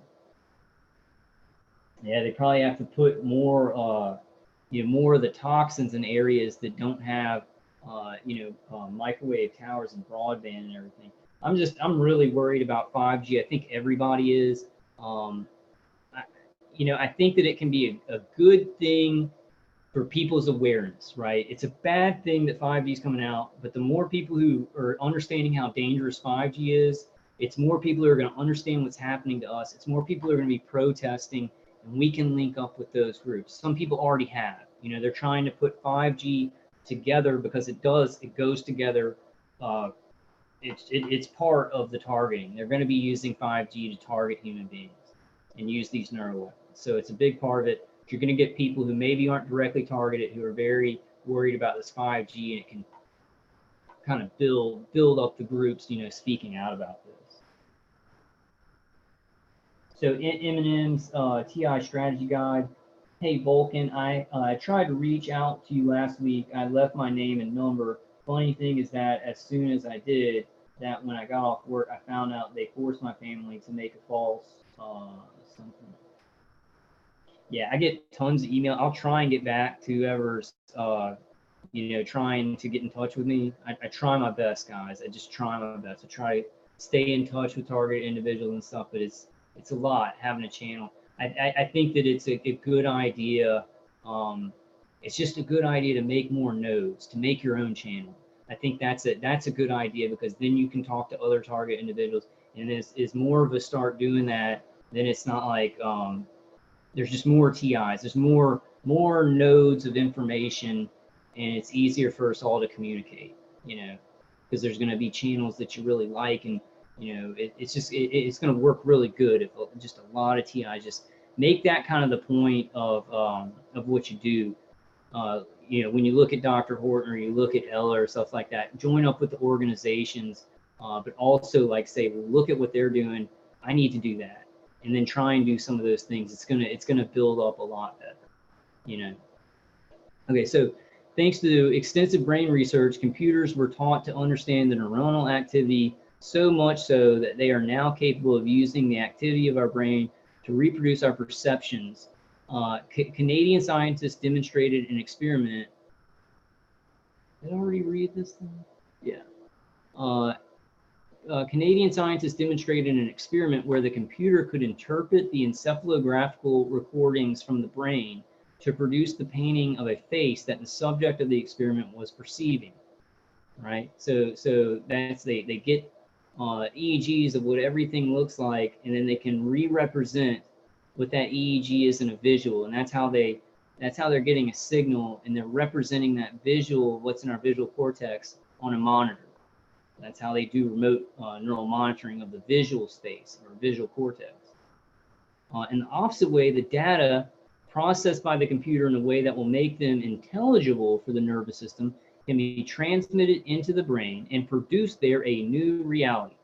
When an implant is placed in the brain, and we know they can do this without implants, so I just want to add that to that thing, in the brain and connect it to a camera placed on spectacles for people whose photoreceptors in their retina stop working, the sight is at least partially restored. In this case, the camera on the spectacles is transmitting into the implant light frequencies, and the implant retransmits them in frequencies which understand the neurons processing the visual perceptions. In California, scientists developed a device which can register the brain waves and, using analysis, find among them consonants and vowels, and in this way transform our thoughts to words. Let me read that again. In California, scientists developed a device which can register the brain waves and, using analysis, find among them consonants and vowels, and in this way transform our thoughts to words. And we know that these Californian scientists didn't do that. They didn't come up with this. This was trickled out from the military-industrial complex, that before these scientists released their findings, they didn't come up with this. The military-industrial complex had already come out with it. Then they have poster children that they trickle things out. Groups of scientists, MIT, certain universities, certain hospitals, Elon Musk, things like that. They have these people ready that didn't invent this stuff, but they say this person invented this stuff. This group of scientists just invented this stuff. And it all trickles down from the military-industrial complex. So these scientists did not in any way come up with this registering the brain waves and turning thoughts into words. It had already been done. These scientists, it trickled out. The military-industrial complex said, well, we need a group of scientists to say that we figured this out, trickle this and kind of get the public psychologically prepared for some of these technologies, but in a way where they'll still deny the experimentation, torture, and murder of citizens they're doing it to, but be ready for the stuff that they can make money off of, the medical advancements, the weapons, the consumer products, right? They're with one hand saying all this stuff exists and we want to get the public ready for it, but when you say, hey, I'm being murdered by this stuff, they say, no, you're not, you're mentally ill. It's a double think thing. Some people accept that this stuff can be done, but when we say it's being done to us in an evil way, they say, no, no, no, no, that's not true. But hey, look at this cool thing that can read the mind, that can, you know, read your mind and type out words on a computer. You know, but they won't listen to us when we say, look, it's being used by the military industrial complex in controlling my brain, hurting my brain, neuronally destroying my brain, hurting my nervous system, externally hitting me with microwaves, you know. So a paralyzed man could use this device to write without using a keyboard. Presently, the accuracy of the device reaches 90%. Scientists believe that within 5 years, they will manage to develop a smartphone to which their device could be connected.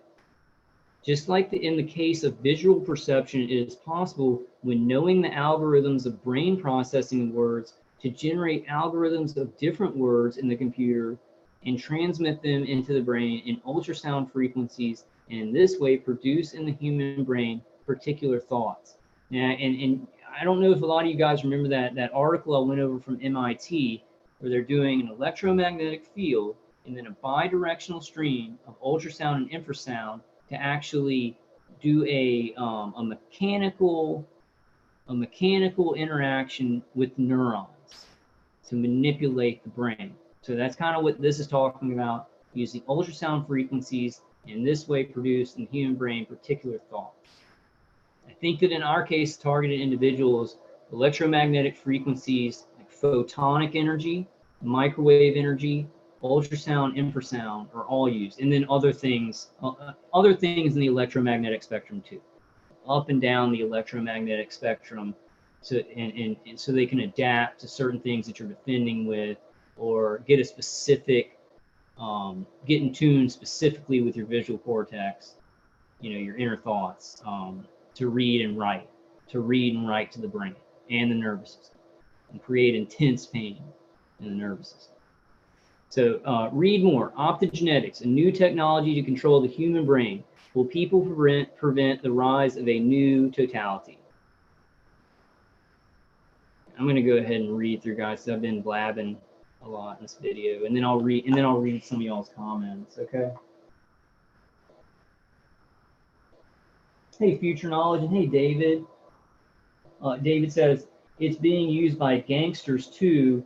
Those thought to text to speech apps already exist. 5 years, my ass. Yeah. All this stuff, all the consumer products, thoughts to speech to text, and all it already exists. Facebook's putting this stuff out. Apple's putting this stuff out. People just refuse to believe us when we say it's coming from here, right? Because there's this whole propagandistic thing where they're like, oh, these scientists are, you know, Apple just came up with this mind reading tech. Apple just, they make phones and they make computers, and they just figure out how to get somebody's thoughts out on the computer, and people are like, oh, Apple's so smart. No, BS. This technology comes from the military industrial complex. They're in conjunction, working in conjunction with compartmentalized groups within within corporations like Apple, to trickle out these ideas into consumer products, to then get people buying it, and then to be able to surveil more. Because when you have a person who's going to be connected up to their iPhone voluntarily, then they can just collect that data straight from their brain and straight from their phone. You see, so the military industrial complex is all these consumer, medical, and military married up, different compartments within these different groups, knowing enough to know the connections between them, right? These horrible Frankenstein monsters that they built. All this technology exists. It's very easy to understand. People fear understanding it because they fear understanding what we're saying, because of how it's being misused, how it can just be used on anybody at any time. They fear believing that, because that means then their paradigm completely changes, just as our paradigm pretty much completely changed when we knew we were targeted, right? People need to start facing things in this world. We're at a point where we have nothing to lose by facing the truth. We have everything to gain and nothing to lose by facing reality and doing what's right. We have nothing to lose at this point, guys. And I'm trying to speak to maybe targeted individuals and you're like, it's just too big, you have nothing to lose. You may be tortured a little bit more, like when I make video, you know, my attackers get angry or whatever, but if you don't, it's going to be worse. You have nothing to lose. You know, it just increased the probability that these programs can end before our lives end. If we do nothing, the probability is that the programs are going to keep going until our lives end, right? You get a probability of this not going on until the end of our lives when we take action, when we do the right thing, when we face what we have to do. And now the public who's not experiencing this directly, they have nothing to lose, but they don't understand that. They think they can hold on and just be quiet and you know, they'll maybe live and not have to deal with this stuff, but their children will. So you know, some of these people's choices, it's about what do you want your kids to grow up in? And I mean, that's an obvious thing, right? Okay, so optogenetics, a new technology to control the human brain. Will people prevent the rise of a new totality? Totalitarianism, a technocratic tyranny, technocratic communism. Can we prevent the rise of transhumanism, being hooked up to machines, everything that we think being able to be funneled into NSA or new agencies, and then them being able to write anything they want on people's brains on a mass scale? If you care about, and I'm not talking to you guys who are targeted individuals, I know you care about this and you want it to stop. Non-targeted individuals care about human life. If you think that we should be able to evolve freely, because that's what God wants us to do. Free will is the cornerstone. I guess that's I don't want to say cornerstone because that's some kind of Masonic thing. Free will is the crux of human life, of human existence, of the soul, to make choices. Without that, I don't know what happens to life, right? God, the creator, everything hinges on free will and choice. You take that away, these evil people control people's minds, I don't know what will happen to human life. Probably will evolve in ways to break through that technology. There will be new organic evolution, new soul evolution, right? It's going to be ironic. This evil's here, trying to control people's thoughts. We're evolving in ways that we could have never thought of. So we're going to see a lot of that. And I don't think you can contain life like that. I don't think you can turn the human brain and just a human in general connected to our creator is not a computer. There is no algorithmic quality. Some people they're more compliant, they're more computer-like, their brain's more computer-like. Human beings are anomalies if they choose to be, and if they're connected to God. And just like in Jurassic Park, you can't contain life. You know, I'm trying to think of the quote that was really good. Life finds a way. You know, life finds a way. When life is imprisoned unfairly in the brain and in human, millions of years of humanity is threatened to end, to be controlled, to not be able to evolve in the way that God wanted. Life finds a way, you know. So these people that are doing all this crap, they better beware, because life finds a way. And God trumps all of this. I just want to throw that in. Okay, let me get through this. I'll read some of y'all's comments afterwards. Diana says, I'm sorry, Diana says, I have 4 strains of mold high and increasing in my home. I think the fungi is increasing faster being next to a cell tower. Yeah, you got to clean all that mold up. I need to clean my place too, Diana. But you know, until you can get all that cleaned up, do the cleansing baths, the tea tree oil mixed with borax. Take boron, because boron's going to clear out the fungus. Spirulina chlorella to clear the cells of some of that, the heavy metal and the toxins. Hey, PA man, how you doing? Have you been doing okay? The Drunken Ninja says, really good quote. Say hello to my little friend.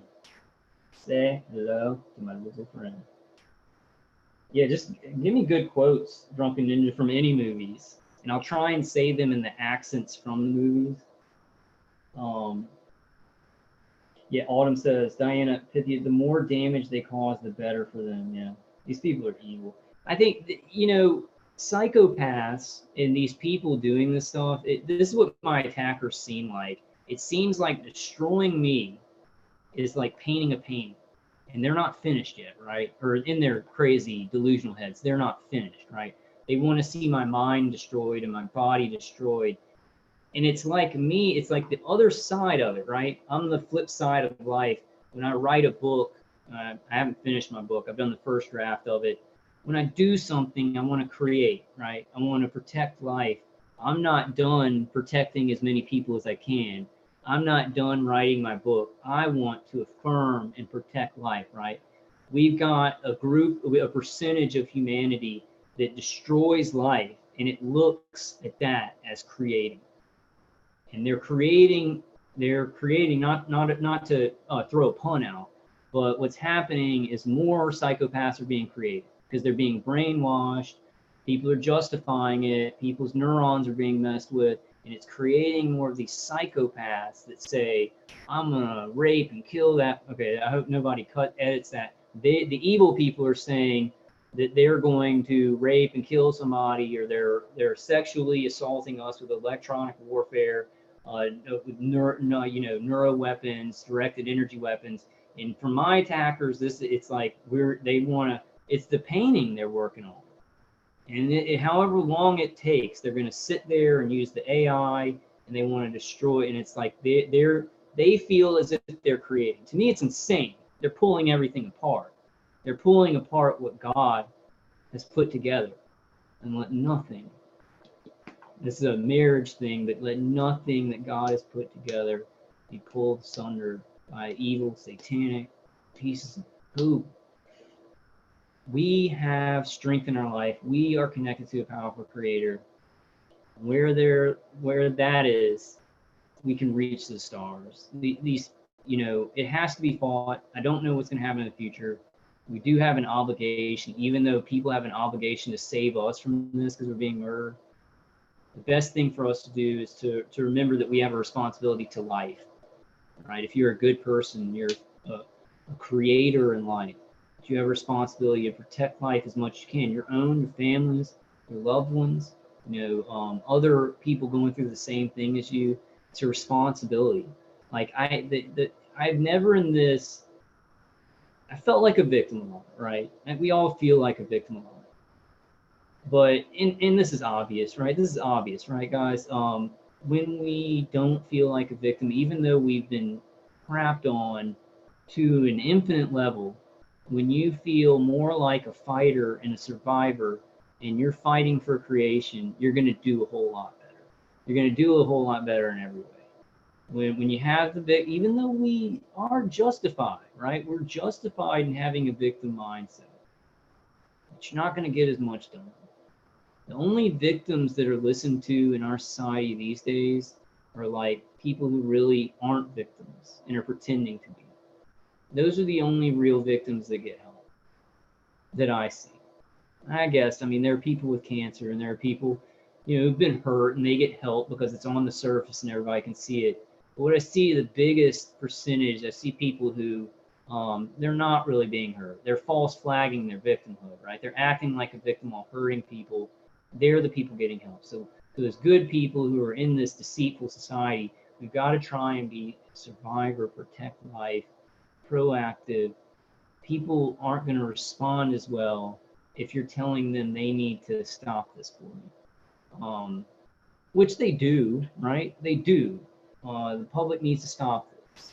And I'm just saying we're going to get further along if we don't have that victim mindset. And we put our foot down and we say, we're protecting life. We're fighting this. We're strong. We call on God. I think God doesn't mind if we say, hey, and I've done that many times this week. I'm just, Father, help me. Father, help me, and then I kind of have the kind of thought of Thor, where the lightning comes down, and like God's giving me power or something. I do whatever it takes, we got to do whatever it takes. And if you're waiting on people, okay, sorry about the thing.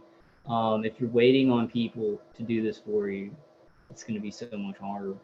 I saw something, I started crying. It was, I can't remember what it was from. It was saying, we're on our own out here, or something like it was some movie where they're saying, we're on our own out here. I mean, we got to help each other. Nobody's coming to help us. Which that's changing, right? It just made me cry because it's been for so long that we've been on our own. And not only on our own, but we've had people dogging us every step of the way as we try and just stop getting murdered and stop our families from being murdered. But it's certainly, if you do things in a certain way in life, guys, and you get with God, and I'm not saying this is perfect, right? I still feel sometimes like I can't do this. If you have this mindset, my attackers just wiped me. That was a very important thing. You have this mindset. They wiped it. Okay, let me go on with the article. It's so important. It's like what I think of when I do these videos is I'm like, what do I do to survive? Like what has helped me to still be making videos and be neutralizing to what thoughts, how I think about God, you know, like, and I try and just give that to y'all. If you're a targeted individual and you've got these ways where you're surviving and thriving and getting through this, you know, infect other targeted individuals with that. Infect them with life, with creation, with knowing that we're strong enough, we can have victory in our life no matter how this goes, you know. I wish I could remember what I was saying. There's the one like in the third Star Trek, the new movie, the guy became the bad guy, and he was like making a video. He worked for the Federation, and they were out in the edge of space. I think I'm gonna watch that movie after I make this video. They were out in the edge of space, and the guy who plays the role is Idris Elba. Is that the way you say it? Idris Elba. I think that's how you say his name. But he's like, you know, the Federation has abandoned us. He ends up becoming like an evil guy later on. But those things stick in my mind because it's like, you know, we've been abandoned in some ways. We're gonna get more help. I don't know why I was mentioning that. It's depressing. Let's move on. We can't abandon each other.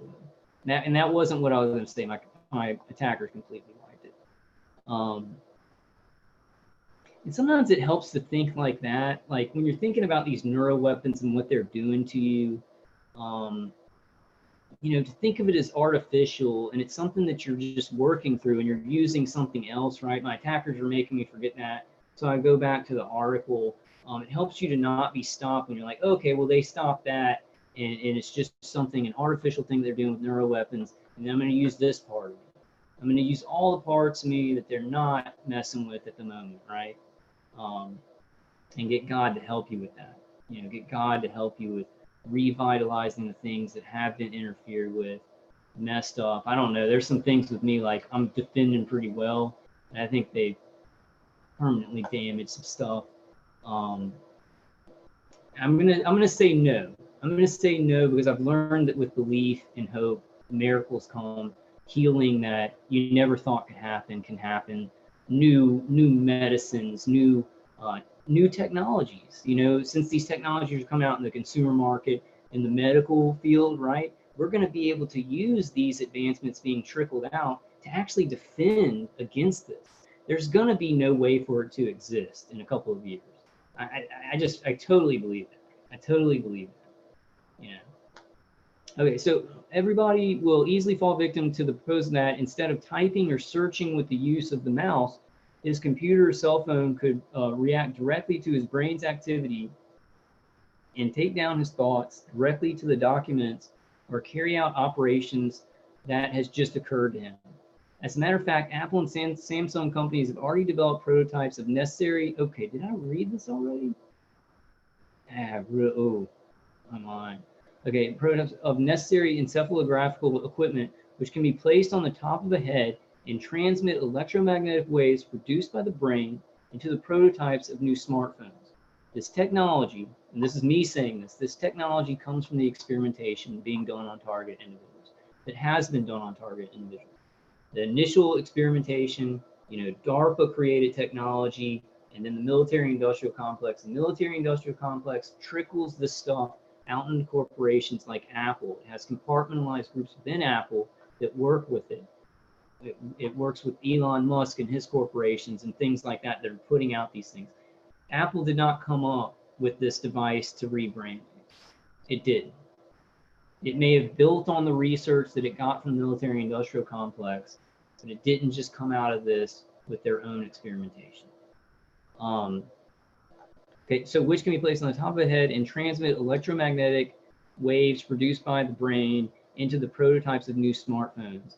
The smartphone should analyze those waves, find out what are the intentions of their owners, and carry them out.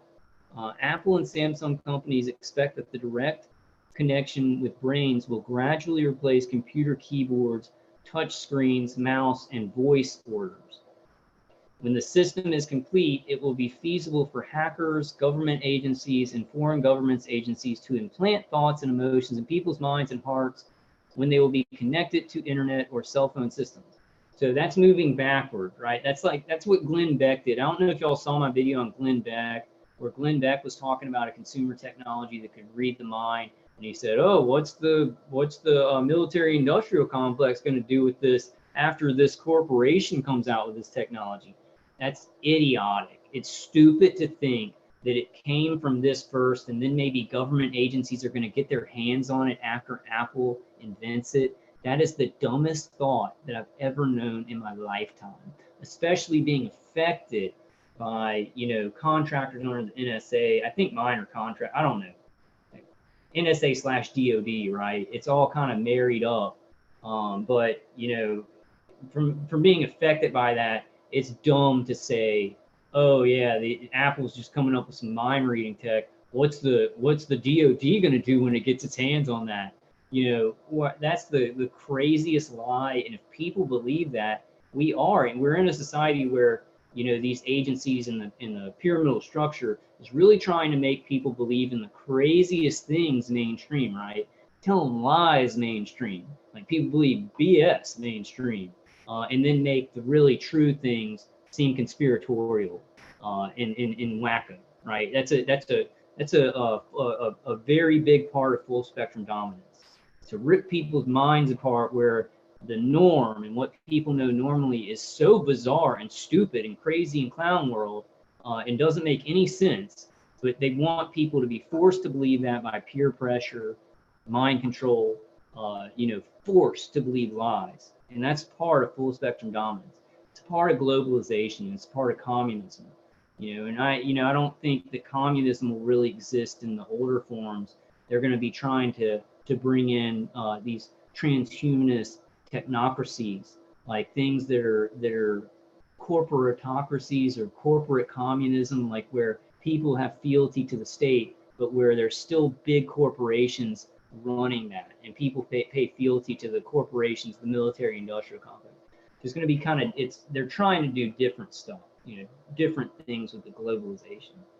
So let me read that again. We all know it, right? We all know that this stuff came from the military-industrial complex first, and then it trickles out to these consumer markets, trickles out to the medical markets. They're trying to say, all these people talking about it are trying to flip that, and they're like, Apple came out with this mind reading tech. I wonder what the military-industrial complex is going to do when it gets its hands. It's retarded. I mean, it's just, sorry about that word if it's not PC or whatever, but it's stupid, right? That's stupid. It's the dumbest thought I've ever heard in my life, Oh, Diana Pythia says, I love seaweed, one of the most delicious of God's creations. Yeah, it has a lot of iodine in it too. Hey, Detriment Earth says, I heard they use secret bases to hide their telecommunications, etc. They need taking down. I agree. Hey, Don, man, how you doing, brother? Don says, excellent points, Kyle. Watch your back. That is, never let them gain access to personal space. Hell awaits. Yeah, I get a little bit of help because I have cameras outside of my condo and stuff. I'm a little bit nervous about moving out of this place because it's kind of stable. I still get gang stalked. I do kind of suspect my maintenance guy of coming in and doing certain things, but I don't think I just have a bunch of random people coming in, because the camera right out in the atrium would catch that. And I know that when I didn't have cameras up, I had just every neighbor in neighborhood, you know, coming into my house and doing stuff, you know, putting poison in my food, taking things out of plugs and stuff like that. Um, Here, it feels like I don't have to worry about that, but my attackers may be tricking me on that. You know, sometimes I'm just not sure. CBS Driver is still working, so apparently nobody's broken in and broken that. I kind of take precautions when I go out and I close the door to my room, but I'm really, that's why I got an extra one just in case. But I think that would be a little bit too obvious, and I'm gonna have backup anyway. So they're doing things like the bathtub thing, where my bathtub is leaking really, really fast. Something happened which I don't understand, and I don't see how it happened because everything was fine. So they're doing things on that really out there level where I'm just like, I'm not sure, where it could be a coincidence, you know. It's kind of how they work with me. But then the weapons, it's just like crushing, you know, crushing with the neuro weapons, crushing with the directed energy weapons. They go hard on that and the V2K and everything like that. So I have to defend. But the, you know, the gang stalking, well, gang stalking is not that subtle. But if they are doing something else, it's subtle. It's subtle where it's hard for me to tell, you know. Okay, so in 2013, scientists in the USA could infer from the brain activity the political views of people and distinguish Democrats from Republicans. And in 2016, scientists used transcranial magnetic stimulation. Well, no, this is transcranial stimulation, but it's not actually magnetic. But I do know for certain that our attackers use electromagnetic transcranial stimulation, where they're basically like using directed energy and it's stimulating your cranial nerves and your cranial blood vessels while they're doing electromagnetic pulses to your vestibular system. So we all know they have just this huge bag of tricks, and that's what makes it kind of complicated and hard for everybody to agree on what's happening. So 2016, scientists used transcranial magnetic stimulation to make subjects of experiment more positive towards criticism to their country than the participant whose brains were unaffected. That's a scary thought. It's a scary thought when you think about us being directly targeted, but you also think about 4G microwave towers and 5G microwave towers, and you know, these huge 4G microwave towers that can put out general signals for an election, have just a general thought coming out on sections of communities and cities to maybe vote for this person and not vote for this person. I mean, that's going to be a huge thing. It already is. I get conditioned like everybody else, and I'm like, oh, this is coming. No, it's already here. It's already here. They're already doing it. They're already brainwashing people to vote for who they want. I don't think, I think that they knew that people who are very upset, this is what I think. I'm just going to go through this really quick and simplify it, so it may be too simplified. I think Trump got into office because they knew there were a lot of people who were very, very upset, and they needed some new hope. Because they were very upset about how things were going with Obama. They thought things were falling into communism, you know, all these, you know, false flag and stuff. So they needed hope, right? And I think Trump was brought in. He's done some good things, right? But I think it's a, you know, planned thing to act like, oh no, and to give these people who are on the brink of doing a lot of activity to keep them still, right? You got Trump in there. He's going after the deep state, blah, blah. But he's not really. It was a plan to do that, to keep everybody who is on the verge of like, we're getting out in the streets, to keep them sitting down. We still got hope for you, right? And I do think that. I think he's done some good things, but I do think that was a trick, and it was meant to happen. You know, that's my thoughts right now. I don't know. It's a simplistic, you know, thing, but I really do. I really think that's what it was. But I mean, he's done some good stuff. It's complicated in this world when somebody does some good things for employment and things like that. But the deal is, it's like he's stopped unemployment, but he hasn't stopped my murder. He hasn't stopped y'all's murder, and he's going after my Social Security. Donald Trump doesn't want people on Social Security. He wants people out making money, right, of going to a job, and that's fine with me. I want a career too. But I can't do it with voice to skull and microwave my body and neuro weapons when I have to do all these. I need Social Security. So he's trying to take away my Social Security while not stopping my murder and torture. And some of you guys may be experiencing that. There's a lot more strict regulations. They're coming up with these regional, Social Security agencies to really make it hard for people to keep their Social Security. They got to jump through hoops and stuff like that. So we got last year, historian Yuval Noah Harari was invited to deliver a speech at the World Economic Forum in Davos. The editor of the British Daily Financial Times stressed when introducing him that it is not usual to invite a historian to speak to most important world economists and politicians. Yuval Noah Harari warned in his speech against the rise of new totality based on the access to the human brain. Okay, so this is some guy that I need to look up, Yuval Noah Harari. He said, once we have the algorithms that can understand you better than you understand yourself, so we've got this AI, right? We've got these quantum computers. They're, doing this with human operators. They're using algorithms, how we think, our evoke potentials, which a lot of targeted individuals talk about, among them Brian too. They're doing this to a bunch of people to understand us even better than they understood us before, and how to kill us and how to make us kill each other, right? So this is very dangerous. This is a time-sensitive problem that targeted individuals are going through, and the rest of humanity is going through. People are acting like, that's not happening. It's time sensitive, because the better that these evil people understand us to the top of the pyramid, because they already understand us pretty well, the more danger, the harder it's going to beat it for humanity to get back into any kind of divine or organic evolution. It's going to be very hard. We're going to be under the control of people who don't believe in God, and it's going to be a lot of tragedy, and children murder and everything like that. And I was just thinking this, I really don't watch my words on YouTube, and I wonder if that affects any. I don't think I can worry about it, because I know, like, you can't even say like the word predator, like you can't say that on a YouTube video or you get censored. Like, and there's words like that are just normal words that could be construed into any, but you can't say those words. I think I pretty much every word that I say is like censored by YouTube. Okay, once we have algorithms that can understand you better than you understand yourself, they could predict my desires. They could predict my desires, manipulate my feelings, and even make decisions on my behalf. And if we are not careful, the outcome can be the rise of digital dictatorships. This is what we're looking at. This is what the military industrial is becoming.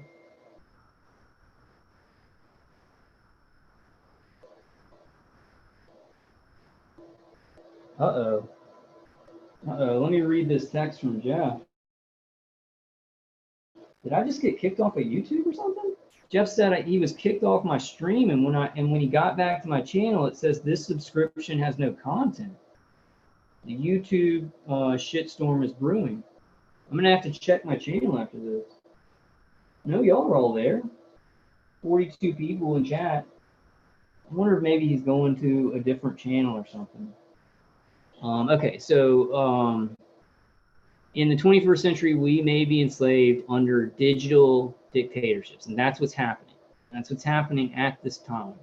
It's been happening for a long time. We're being enslaved under a digital dictatorship, consumer markets mixed with medical markets, mixed with military-industrial complex, coming together for full spectrum dominance. And it's under globalized power. It's under a hidden globalized power, very wealthy families doing this to the world, trying to destroy countries, learn more about this mind control and how to control people while killing as many as they can, because they want to reduce the population of the world. And there's a lot of idiots who are like cultists, and they're like, yeah, we do need to reduce the population of the world. And that doesn't mean me, right? But they're in line to be killed. And they think that somehow they're like, yeah, I believe in population reduction too. And they're not going to be killed along with that, which I don't understand how. It's just double think, right? They're splitting people's minds where they're like, yeah, I want population reduction. That doesn't mean me, and those two thoughts don't coincide, because they're going to die too, So in a similar way, the Stanford University researcher in neurology and Dolby Labs chief scientist Poppy Crum, warned at the conference in Las Vegas, your devices will know more about you than you will. I believe we need to think about how this data could be used. And it's being used to kill people. That's me saying that. It's being used to kill people. It's being used to control people. It's being used to reset some people. It's being used to shut up people who are truthful and honest and good. It's being used to destroy families. It's being used to make communities very dangerous. It's being used to, attack teenagers' minds and B2K them so that they go shoot up schools and stuff like that. It's being used for evil, which, since these people in these cults are evil, they say, well, we do all this evil and chaos, and it's just going to come out in good, order out of chaos, which means they just want to control people and get more money, and it's never anything good for the normal human being, the good human being on this earth that wants to take care of their family. It always gets worse for them as days go by. It's always going to get worse for them if people don't start facing these things in their side. And I'm definitely not talking to you guys in chat. Y'all are targeted individuals. You know what we're facing. But just in case some people who are not targeted individuals are not targeted directly like us, so they understand, don't make fun of this. You're going to die too if we don't face these things. Things are going to come real bad. You don't get a pass. There's this thought that people have that, like, oh, people are being microwaved to death. Well, that's not me. Like, and they're not thinking right that it could be you any day. Could be your kids any day. Could be your school that your kids go to. School that your kids go to could have a teenager there microwaved and B2K to where they get desperate and whatever and go shoot up school. I mean, it can happen like that. We don't want to live in a society like that. I don't see why people think everything's cool and they go along with this stuff. In April 2017, neuroethicists at the University of Basel, Marcello Linsa and Roberto Adorno, a human rights lawyer at the University of Zurich, writing in the journal Life Sciences, Society and Policy, published the article Toward New Human Rights in the Age of Neuroscience and Neurotechnology. I got to read that. So, okay. In April 2017, neuroethicists at the University of Basel, Marcello Linsa and Roberto Adorno, human rights lawyer at the University of Zurich. We need to remember these names. I'm going to put this article in the description. We may need to be contacting these guys. Writing in the journal Life Sciences, Society and Policy, published the article Toward New Human Rights in the Age of Neuroscience and Neurotechnology, where they called for the creation of legislation which would protect human right to freedom and other human rights from the abuse of technologies opening access to the human brain. In the article they wrote, the mind is a kind of last refuge of personal freedom and self-determination. It's our last vestige of privacy, right? They broke down two, right, guys? They broke down our home. In our home, we can be watched, we can be surveilled, we can through the wall radar, surveilled through our computer screens, our phones. So they broke down that vestige of privacy, of solitude. They broke down that, and at the same time, they broke down the last vestige of solitude and freedom and privacy, our minds. I had, like, me and you guys, I don't have a thought where these people aren't commenting on it, where it's controlled, where it's been so many years of them watching my mind and manipulating my mind that I don't think the same way. I think like this, like I'm around a group of people, right, in my head. Like when I'd go out when I was a teenager and I was around a group of people, I had to watch what I said. I couldn't just think anything in my head. I couldn't just say anything that I thought, right? I think that's how I feel inside of my head, but times a million, right? Plus the actual brain injury, So this is it's the worst inhumane terrorist acts against humanity ever invented. But because the technology is new and people don't understand it, these evil people are taking advantage of it. While people are ignorant of the technology, they know they can do the most evil things that they want to in society to human beings. Our last vestige of solitude. Even people in Russia, in the Russian Revolution, who got brought to like torture camps, they'd be tortured and beaten and bloodied, but they get to go back to their cells at night, and they could be have solitude in their mind. We don't even have that, So, okay. where they called for the creation of legislation which would protect human right to freedom and other rights from the abuse of technologies opening access to the human brain. In the article, they wrote that the mind is a kind of last refuge of personal freedom and self-determination. And at present, no specific legal or technical safeguard protects brain data from being subject to the same data mining and privacy intruding measures as other types of information. Among the world media, only the British newspaper The Guardian wrote about their proposal. This fact suggests that in the actual democratic world, there exists no political will to forbid remote control of human thoughts and feelings, no matter that such perspective breaks elementary principles of democracy. It breaks principles of human life, of just, you don't, we've decided in our civilization, you can't go on murder sprees. You can't just rape people out in the middle of the street, right? We as targeted individuals, we go out into public and we are innocent, and we're being harassed and surveilled by people, the gang stalkers. We're being microwaved in neuroweapons used on our head everywhere we go. We're being raped 24 hours a day in our homes, out on the street, in a very, very, I would say, I don't know, I'm not a woman, but men and women can be raped, right? Women are raped more, and I'm talking about like physically, but I would say, this is what I would say, I don't know, and you know, if you ladies in the chat want to, I don't know, I think it's worse. The neuroweapons rape of our minds, it seems like it's way worse than a physical rape. I don't want to say, I'm not saying that rape is not bad, right? I'm just saying your mind being raped is more of an invasion than if somebody raped my genitals, and they do that too. They do that too. But I would just say that it's way worse. It's way more an intimate destruction of your privacy as a human, you know. So in 2016 and 2017, 10 European organizations tried to convince the European Parliament and the European Commission to enact the legislation that would ban the remote control of activity of the human nervous system. 2016, 2017.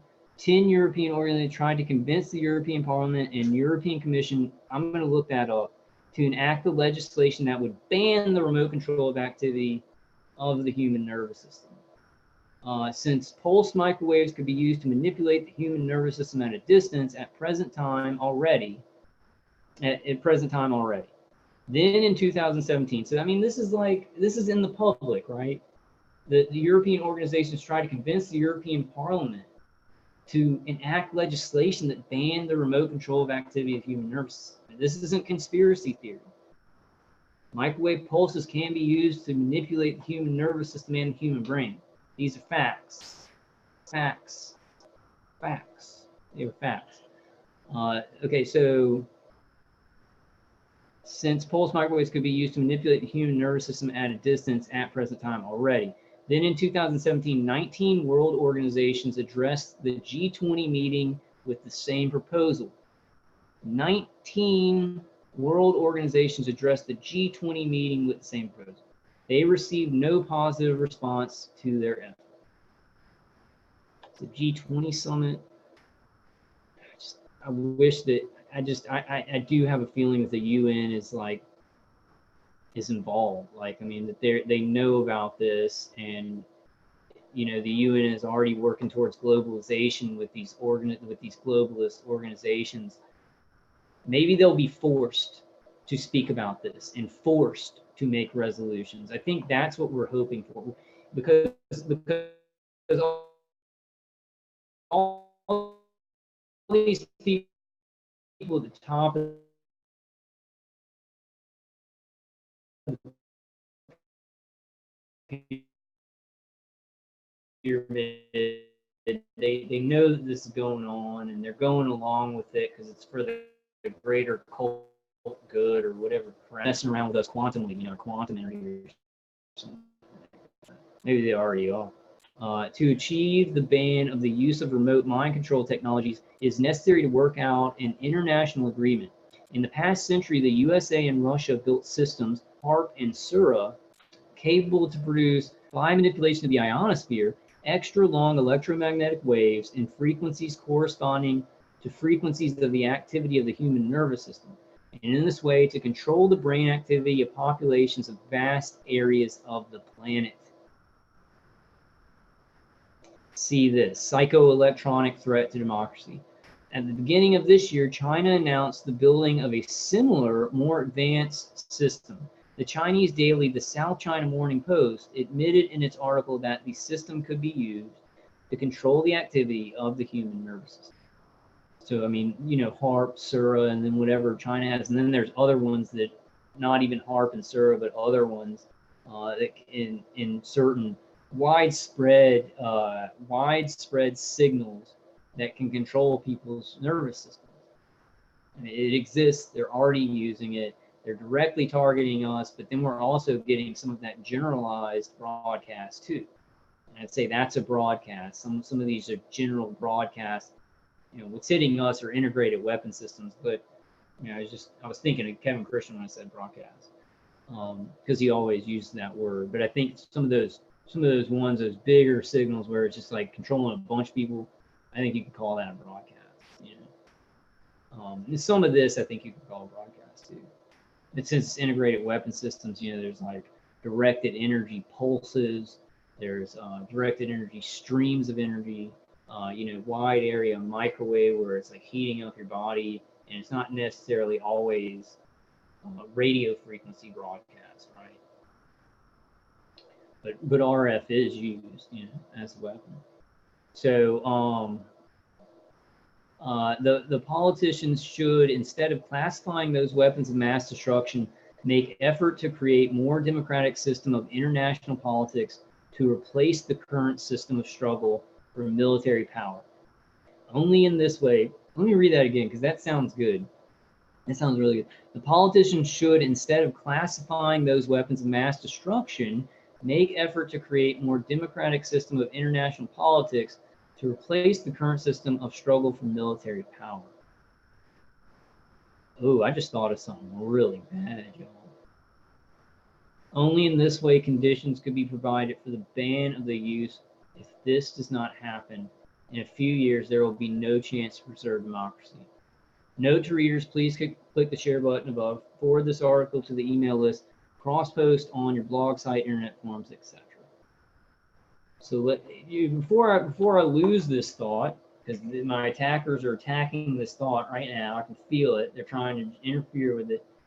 What if this is a push? Like, and I'm not saying this is the total reason that they're using directed energy weapon, experimenting on people and torturing them, and using neuroweapons.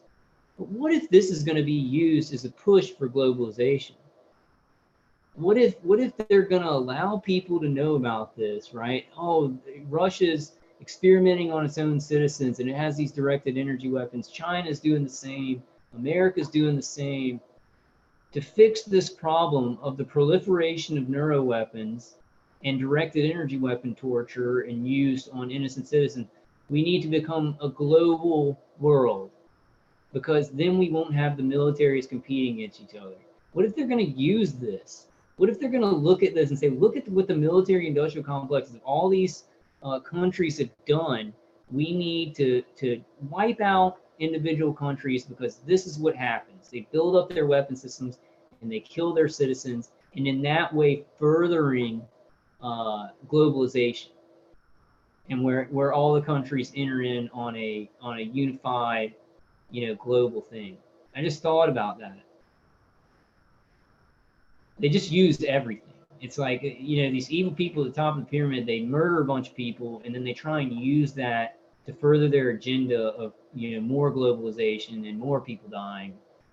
And it's just like the cycle. It's this feeding cycle that they've got everybody in, and they're pulling in targets to be experimented on and tortured, and they're pulling in people to do the microwaving and gang stalking, and just getting everybody in this, you know, cycle of feeding, you know. It's really against human life, you know. So that drunken ninja said, yes, the world will know about this and accept it. Yeah, I think it's going to happen. I hope that the UN, I hate this. This is my thought I'm like, it's going to happen where they're going to be forced to come out and stop these programs, but I just feel like they're going to use it. The people who did this to us, they're going to use it for their advancement, for their for them to get something else. And we're going to just, it might end for us, but we're not going to get anything for our whole lives being destroyed. That's a negative thought. I hope that doesn't happen. And just the kind of cycle at the top of the pyramid, and all these globalists have, it's like they do the evil and then they get the good stuff out of it, right? And the people that were murdered, like in 9/11, or like my family being murdered right now, or you guys in chat, and y'all's family being hurt, we're just like, oh, sorry, we did all those experiments to y'all. You know, have a good life. And then they use it to further their agenda. Everything is rolled in to like their evil agenda. And we've got to somehow stop that cycle. You know, God is the answer for that. In the name of Jesus Christ, God is the answer. Oh, Calmar says YouTube is a psyop. It will all stop on December 10th. What article is that, Cal? I don't know, man. I'm a real targeted individual, and I've had a YouTube channel for like 5 to 6 years talking about this. I've helped other targeted individuals. So I got through. You know, I got through on this. My attackers sure did beat me up for it. You know, probably did a lot more neuroweapons, remote neural manipulation stuff to me because of it. But I got through, and I got truth out, and I helped people. So even with these systems that are completely controlled, they can't just stop everyone. They can't stop every good person from speaking out. And if you do it a certain way, you know, if you try and be sophisticated about this fight, right? Be sophisticated about it. I'm not going to hurt anybody. I'm not going to hurt anybody. I'm not going to go do violence. I'm not going to harm myself. And I will be speaking out about this. If you're clear about who you are, speak the truth, you have a good chance of getting through a lot. You know, sometimes no. You know, some things are harder to get through. People have gotten through good stuff. Hey, April Casada says, I think you're right. I think you're right, Kyle. We will get a half-hearted apology in 20 years. Yeah. Things are moving so fast, though. It's like, you know, Bill Clinton came out with the apology about MK Ultra and said, yeah, we're sorry, we tortured some people, blah, blah. I did not have sexual relations with that woman. This is moving too fast. This seems to be moving at this exponential rate. The awareness is moving at an exponential rate.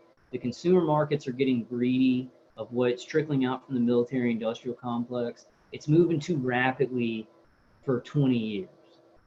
That we've got to think in our head, and this is a very hopeful thought, right? Some things that move very slow when tyrannical power is, you know, experimenting on people and torturing them. We live in a society now where things are progressing very rapidly. So that's more hopeful for it's more hopeful for a rapid solution to this. A rapid force solution. The world has to come to terms with it, and they got to go ahead and wrap it up. You know, probably do other evil stuff and stuff like that. But people's knowledge of technology and things like that, especially when, you know, 5-year-old is getting a mind reading headset put in front of them so they can go on Google or something like that.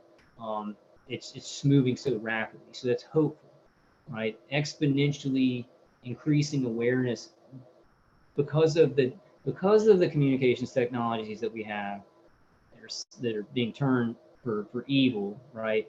But because of those, information spreads more rapidly. Things are different. We have more hope now, but then you got censorship, right? You got censorship that even though we can share information, it's like stopping the truthful information. It's a lot of variables, guys. The best thing to do about this is just do what you have in your heart that you think is right. Let God deal with it. Tell the truth, put information out, throw your rocks, just like David. Let him guide it to the head of the giant. There's so many complicated variables. Like if anybody says, like, if one person says, I know exactly what's going to happen, I stop listening. Yeah, I stop listening because not one person is going to know exactly how this is going to turn out. God does. God does. Jesus Christ. does. Not one person. I couldn't sit here and say, oh, this is what's going to happen. In about 5 years, these certain technologies will come out, and then, but I can say like, I got a feeling, this is what I'm hypothesizing. If anybody just says they know that this is never going to stop, this is going to be our whole lifetime of this, I stop listening. You don't know for certain. Nobody knows how these things are going to work out. Our society, it changes at an exponential rate. I see it changing for the worse at this moment, but sometimes what my grandpa Truxilla said, now he's not the grandpa I talk about a lot, Grandpa Sladen. Grandpa Truxilla, I guess I've talked about him before, but he's very, very, very smart, very logical man. And he was a naval engineer. So like in World War II, he set up the buildings, like they'd go into Japan or the islands in Japan, and he would go in afterwards and like build the barracks and everything like that. So a naval engineer, not naval intelligence. And he was a good moral man. He wasn't like a Mason or anything like that. But he said, Kyle, it's like with the racism problems and violence in society, the pendulum swings. Sometimes it swings way too far this way and things get extreme, like extreme evil, extreme apathy. Then the pendulum swings back. And that's how society always works. From tyranny to democracy, monarchy to republic, the society, the pendulum swings. And I think right now, the pendulum's like way up here, right? It's extreme, like evil, torture everybody. These military industrial complexes are doing whatever they want. But I don't think it's at its height right now. I think it's on its way down. I think it reached its height a couple of years ago, and now it's on its way back. And the pendulum's going to swing back down. We're going to see good changes. We're going to see where more of the population is involved. If society isn't completely like ruined by these people at the top of the pyramid, right? Which is what I'm praying for, which I'm praying God for, we should all pray for. And no matter what, we fight for that society, right? No matter what, we fight for human freedom, right? No matter what, we fight for freedom of the mind, no matter if we get it or not. No matter what's in God's will, we fight for what's good. And then, just leave it up to him. Leave it up to God, because it gets so complicated. So David Irwin says, there are TIs from Israel, a few on YouTube. Yeah, I've seen them. I've seen the target individual from Israel. Yeah, I think, what I was thinking, I don't know if this is going to be PC or not, but I think that Israel maybe experiments on some of its own citizens. And Israel is like right behind the United States with this technology, non-lethal weapons technology. I think that Israel experiments on a lot of the populations around them.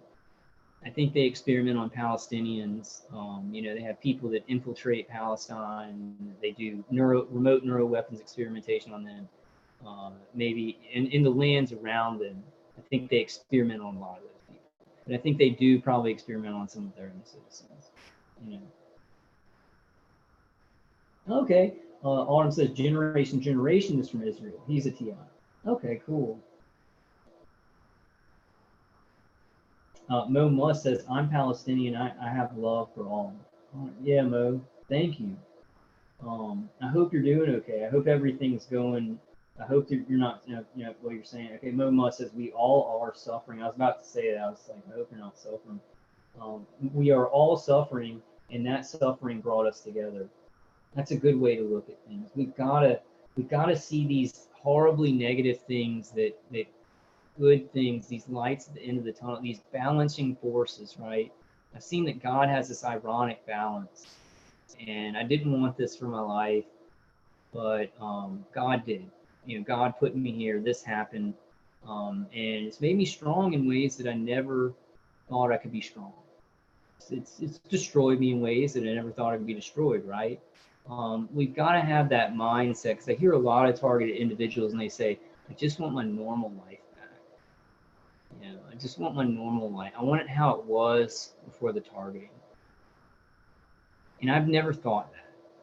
I thought I want the targeting to stop, right? But this is a part of me. You know, this happened. It's a part of me. It's made me stronger. Captain Kirk said, Spock said, would you want to remove all the scars in your life if you could? He said, no, scars are what would make us who we are. You know, and I'm not saying, oh, yeah, I love this. I'm just saying, I've never thought I want life how it was before this, because life is never the same. And especially in this exponentially changing world, no one's normal. You know, and I think that we should, instead of saying like, I want my normal life back, and I'm not saying anybody specific. I just hear this from TI sometimes,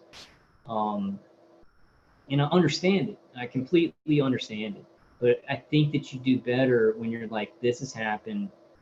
I want happiness in my life. You know, I want to move forward and take everything good from my past, leave the bad as much as I can, because trauma is very hard to just get rid of, right? You know, post-traumatic stress disorder, trauma that goes on and on, hard to get rid of. But it helps when you're like, let's move forward. Let's get good things out of this bad. It helps to leave the past, to take the good things from the past, but to leave the traumas as much as you can, right?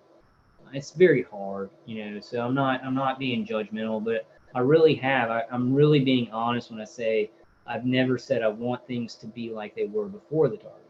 I want the targeting to end. I want to move on. I don't know if I'd want this to be taken away from me. I don't know if I'd want the memories of this happening to me to be taken away from me, because I don't know if that's what God wants. You know, I've learned that God trains us for things. He trains us for things with hard, traumatic things. The world is hard.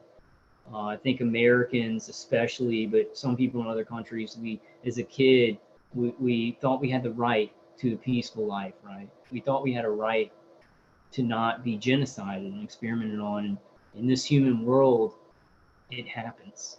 You know, human evil happens. What are we going to do about it? That's the problem. That's the problem, is everybody's being conditioned to roll over on their bellies, to talk about what they should call somebody who's like a woman who's decided they want to be called a boy or something like that. We spend every bit of media on that, you know, totally misdirected in the wrong way of things that are going to kill us, you know.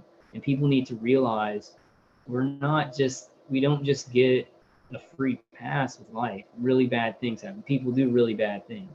You've got to be stronger than ever, you know. I don't know. I guess I would. I don't know. I guess I'd want this taken away from me. It gets weird when you get yourself in a certain mindset with this. You can't really say what I would want to happen. And I know that people like maybe think I'm a little bit, you know, oh, superheroes, blah blah blah.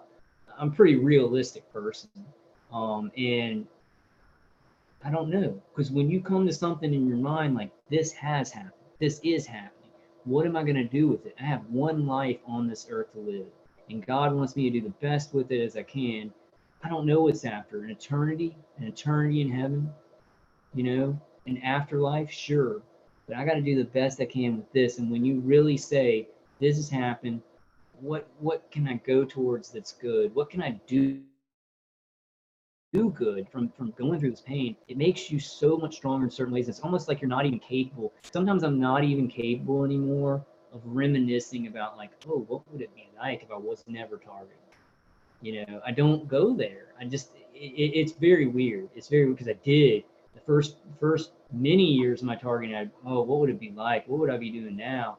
And then you get to this place where it's like, I got to survive here, and you got to get into a headspace of this is happening. I got to move forward. I got to make the best out of this, and it puts you in this, you know, state of mind where it's, you know, it's not useful to ruminate about like what could have been. What good things can I get in my life now? How can I help my parents? You know, of course, we go through like, oh, this sucks, and you know what happened with my family on Thanksgiving, and you know all of that stuff, and you don't want it to happen, but it's weird when you get in a certain survivalist mindscape and you say, okay, God, this happened in my life, and work with me here, God, and like He'll give you the power to have good things in your life now, and say, I hope this ends in the future, but right now, what good? In this live stream, like doing this live stream, reading this article, and talking to you guys in chat, it made me feel empowered, right? I'm doing something. It's not, I mean, it's going to get a couple hundred views, right? It's going to get some information out. We all do that, guys. We all do that. Some people watch other YouTubers, you know, talk about their target, and they're like, that inspires me. I'm going to do that. I just sent a, if you guys didn't know, because I tell this story a lot, the YouTuber, like the first YouTube TI that I saw was Timothy Trustmaster.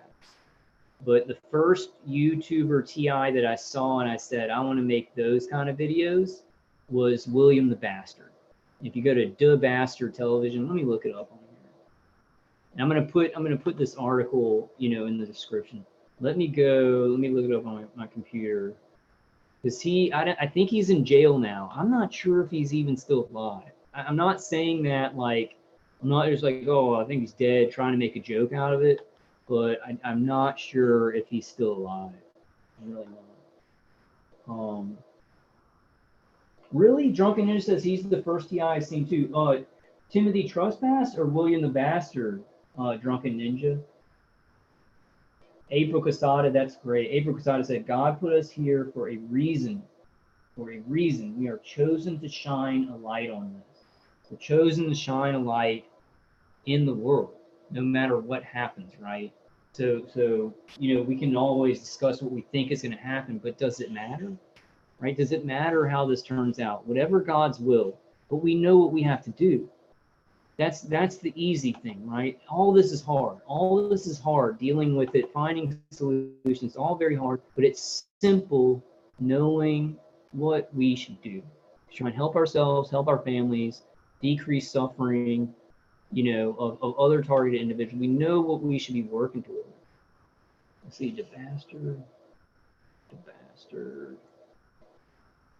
And you know, like I don't agree with everything that William the Bastard said. Like I think he made, like he was theorizing on a lot of this stuff. Here it is. He was theorizing on a lot of this stuff. Oh, this is on another channel. People are spreading. Okay, he had this page too. His name was William V.R. Cole. I wonder if he is out. I wonder if he's like reposting. Let me show y'all. Let me share the screen with y'all. He has a couple of channels. He has DAdorno Television and then William V.R. Cole. And I liked his long format. Like I liked listening to him. I felt like less alone. And you know, he's pretty fun guy to listen to. Like even with this, he has a personality. Let me show you guys. We'll watch a little bit of it. I feel like, when did I start this? At 5:30. Been on here for like 3 hours. It always happens. I can't, you know, when I can get on here and I feel okay to make, I just wish I could do, shorter videos, a bunch of them, and it helps get the awareness out better. But I've just got to kind of do it how I can do it right now. So this is, you see the channel, William V.R. Cole. He has another one, DAdorno Television, but this is the guy that I saw his videos and I said, I like how he has long videos. I'm going to start doing long videos where I just talk about this. And so I started making videos. So this guy, William the Bastard might be in jail, right? Saying I didn't do anything. Like I made those videos and I didn't stop this program. And now, you know, I'm suffering so much. I need to find out what's going on with him. But he inspired me to make all these videos. So you see how that works? These things that flow in life that God handles. And it can happen in a way that you're not sure of, that you don't know, that you don't see. You know? It's like, you know, this may, like my channel, it's like, a couple hundred views, or, you know, I get some pretty good views on some of my videos, but, you know, 2,000 something subscribers. I think I'm like at 2,000. I think I'm like at 2,005, maybe 2,600 now, or something like that. But I sometimes say it's pretty small. You know, I'm not really making that much of a dent in this.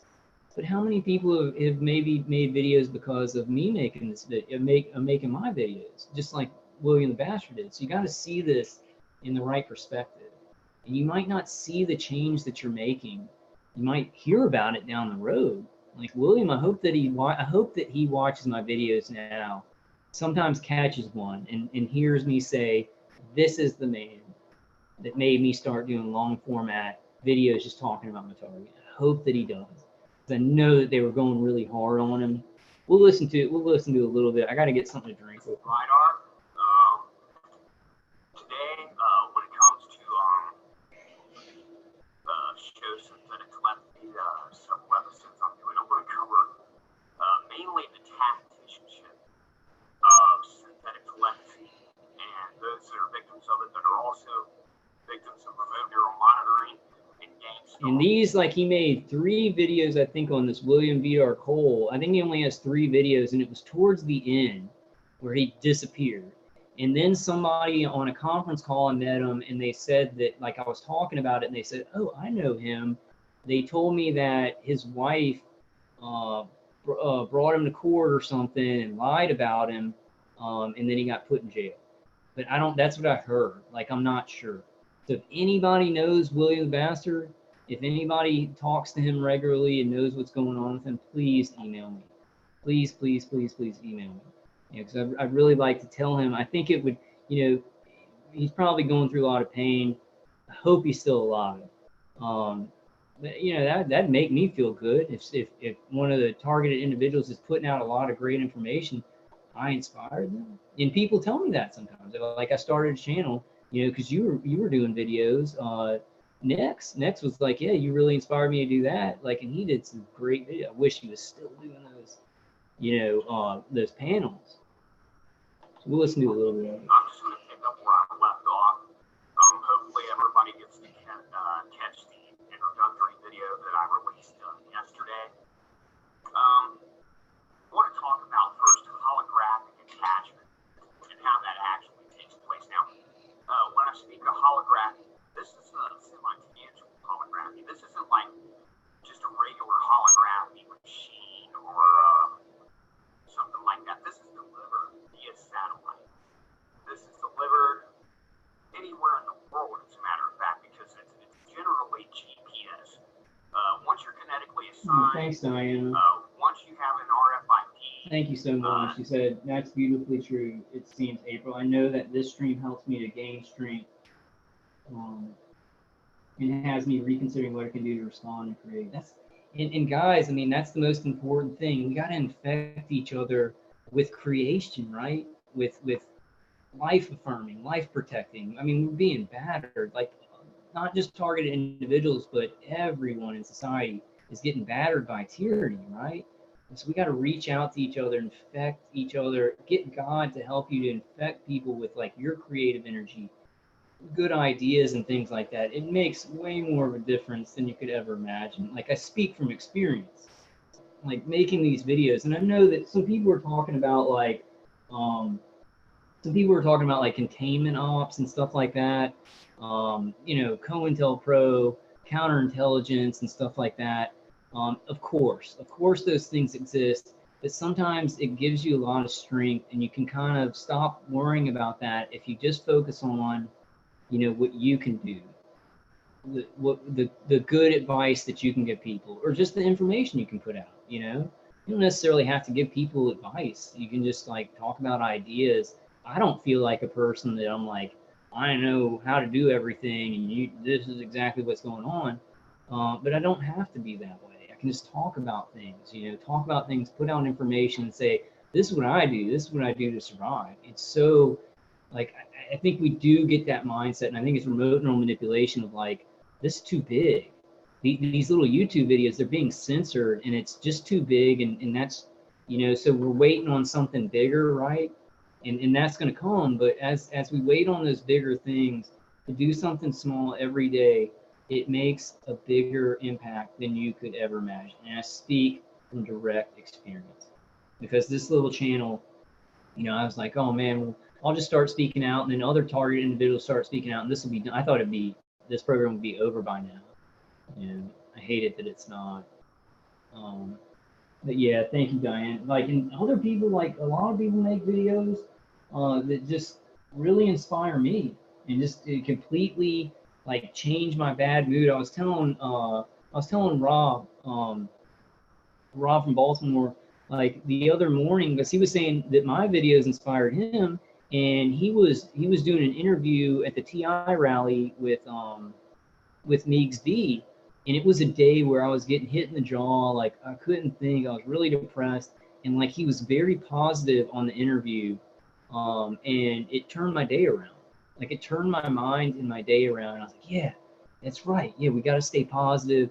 You know, just talk about this normally. Like, and you'd be surprised how many people you can really truly inspire. You know, Future Knowledge says every targeted individual making trouble adds difficulty to their targeting ability. Yeah, yeah, yeah. Increases the probability of these people who are attacking us of it making it harder for them. At least make it hard for them. Thanks, Diana. Thank you for all that you do too. You give a lot of good advice in the chat. Yeah, Tim Greenglass says, with God, all things are possible. That's so true. It's just so true. I don't think I ever, like, if I had a normal life without this targeting, I think I would believe in God, but I would see life in a whole different way, and I'd be like, I don't really believe in miracles. I don't really believe in miracles. Life's just normal. It's just variables. And God, yeah. But like this has made me have to struggle so much and believe in God and believe in miracles. And I've seen some of those take place, like in finding defenses and meeting people that I love. And it's just, I don't know, I wouldn't have seen that, you know? So sometimes God and creation is an ironic thing. If life is nothing else, if God is nothing else, well, God is everything, but he's ironic, you know. So look at this very negative thing, and the universe has balance. When there's resistance in nature to great struggle, there's usually strength that comes out of it because God created. Remember how God created nature, right? When you resist, when nature has some kind of challenge and then pushes resistance against it, it can create such strength and beauty out of something terrible. You know, kind of think about the what like a caterpillar. You know, it's in its cocoon. To get out of that cocoon to become a butterfly, it has to struggle. I guess that's a bad metaphor. I'm not trying to connect that with like MK Ultra or anything, but you just think about that metaphor. Think about the caterpillar growing inside of that, and it really, some of those caterpillars don't make it out of their cocoons, you know, and it's resistance to this thing in nature that was created. Now this is different because it's like technology and stuff like that. It's the same idea, you know. I'm going to play William. I'll play some of his videos. Ooh, I didn't even give this a thumbs up. This looks like a new channel. Looks like a one that I hadn't seen. But anyway, he's the guy who like started making me make long videos. All right, guys, I've been going for like 3 hours. I'm gonna kind of wrap it up. I'm getting really tired, y'all. Thank you for coming, guys. Please give a like, a share, and subscribe. Please, let's get this information out. Let's keep going. You know, let's keep going. And I'm gonna do the other, you know, ZVS Driver. I'm gonna put it together on a live stream, you know, this week sometime. Yeah, Tim Greenglass, that's awesome. Says a tiny mustard seed becomes a huge tree, but only with God's magic. Yeah, I like that. That's really cool. Okay, April Kasai says I gotta go into work. I have to watch the rest of this later. Hang in there, y'all. Kyle, I appreciate you. Thanks for coming, April. Hey guys, thanks everybody for coming. So Cassandra, April Casada has a channel. Okay, so check out her channel. Check out April Casada's channel. Check out Autumn's channel. Check out Wayne's channel. Check out Future Knowledge's channel. Future Knowledge says, love you, Kyle, and everyone else. Great live stream. Thanks, Future Knowledge. Thanks for coming. Thanks for coming, Autumn. And Odin Wooten says, not one thing is correct or optimal at all. It's extremely obvious the devil is in control of hell. It could be heaven, and heaven but we get served hell and hell because Americans have no backbone. Yeah. I mean, I agree. I agree. That's how they've conditioned Americans to think that they're owed everything. And, you know, a lot of them aren't going to fight. They're going to just say, oh, we're fighting for our freedom. No, that's not true, because I live in a comfortable house. And it's just going to condition people to not have a backbone about things. And what it's made me realize is that, you know, as a kid, I thought everything was just going to be handed to me and nobody's going to try and like kill me or take my rights. But you're not guaranteed that in the human world. There's evil, right? We've gotten spoiled in America and other countries too, but especially America. Yeah, Odin Wood says it's freedom. Freedom from birth. Yeah, because we're all being poisoned. Yeah, I see the kind of stuff you put. I kind of agree, Odin. I think it's mass, mass soft kill, mass making babies instantly dumber, you know, to dumb down society so they're more easily controllable, while the top of the pyramid wants to get smarter and more healthy, and they try and kind of poison the rest and make us all kill each other or either be killed like us. Doesn't have to be. It's not set in stone. With God, nothing is set in stone. Odin says everything is predictable and that's fixable. Unfortunately, we have another agenda. Yeah, Tim Greenglass says American money, all says in God we trust. And I think that some of those like Masonic guys, they say God, but it means like that guy. Oh, I can't remember. My brain's I'm getting really tired. But the Mason Albert Pike said they worship a God not of superstition, so they worship like intelligence as a God. And I think that maybe that's a hidden meaning in that. I'd like to think that our founding fathers did believe in God, in Jesus Christ. I'd like to believe that. But I've heard different stories about that. And I'd like to believe that they were Masonic, that some of them were maybe Masonic, but they were more Christians and they just kind of did the Masonic thing as a tradition. But they were more set into their Christian beliefs. I'd really like to believe that, because this country was so great. Still great people in this country, right? There's still great people in the world. Our systems are what has failed. Like these big systems have failed, but people are still good and capable of good, and we can't forget that. And capable of great evolution and just things that it just would surprise you.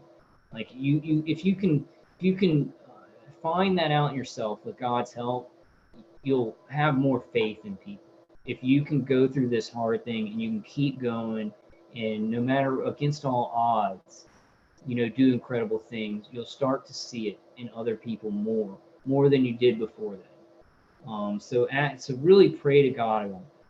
Really pray to God in the name of Jesus Christ. I'm gonna say an ending prayer, just a simple one, because I'm real tired, guys. Like my back hurts. Hey, good morning, Nicholas. How you doing, man? Okay, so in the name of the Father, Son, Holy Spirit, in the name of Jesus Christ, dear Lord, thank you for this day. Thank you for all that you've given us. Thank you for our families. Thank you for each other, that we can come together on this live stream and get out this information about these horrible atrocities. Thank you, just thank you for the strength that you've given us. Please give us miracles today and every day. More solutions, please, God, more solutions.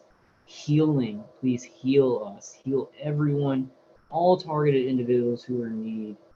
Please give us healing and give us hope. Show us that there's hope. Put it in front of us and in front of our eyes so we can see. We can see the hope in front of us about this program ending, about people doing the right thing, about good human beings coming together and doing good in this world, even if there is a lot of evil. Just thank you for each other. Thank you for, my girlfriend. Thank you for my family. Thank you for these guys. Thank you for everybody who supports them in their life. Thank you for this life. Thank you for this life that you give us. We are alive. Thank you for that. Please just heal us, God. Give us miracles every day. Please open good people good people all over the world open their eyes to see that these atrocities are happening and they have to end, for humanity to do okay. For us to evolve the right way, in the way that you want us to. God, just please help us every second of the day. Please just give us power straight from creation, straight from you. Just let it flow into every cell in our body, fighting back what these demonic people are doing to us, torturing us, harming us all the time. Heal our minds, renew our minds. In the name of Jesus Christ, in the name of the Father, Son, and Holy Spirit. All right, guys, I'm going to go ahead and end it on that. I love you guys. Thanks for coming. Generation says Freemasons participate, but not the control. Not the over control. The over control are the governments all around the UN world. I kind of think the over control at the top of the pyramid are the wealthy families. The families that just have all the money in the world. And they have their fingers in all the military industrial complexes. They're the globalist families. That's kind of who I think is at the top. The only top. There may be a higher food chain that I don't understand. But yeah, thanks, Drunken Ninja. Thanks for coming, man. Drunken Ninja says, don't forget to hit the like button on your way out. Yeah, guys, please like, share, and subscribe. Let's get this information out. And I'll be back this weekend. We'll just do a hangout, because I do need to kind of just talk. I realize when I come on here to do an article and I just keep talking, I do need some time to just talk. But then when I decide to do that, I don't know, I have nothing to say. It's been weird lately. The neuro weapons have been really weird. It's more of my thinking than actually what happens. It's the perception, right? My perception is really messed up. But I'm working on it. I'm getting God to help me with that. Thanks, Diana. And so I love you too, Kyle. So grateful for your stream. Thank you so much, man. Love you guys too. I love all you guys. Thank you for supporting me. Yeah, and Autumn says, Kyle, love Stacy. I love Stacy. I wish you were here, babe. And hopefully, maybe this weekend. I don't know if she works this weekend. But love you too, Autumn. I love you guys. Thanks, Future. Thanks, Future Knowledge. Yeah, I'm trying, man. I'm just putting out information. I was supposed to get through 3 articles today, but I haven't done a video in a while, so I kind of rambled on. All right, guys. I love y'all. Love you, Future brother. And y'all take care. All right, I'll see y'all on the next one. I'm getting kind of tired. I gotta probably get something to eat. I love you guys. Keep fighting.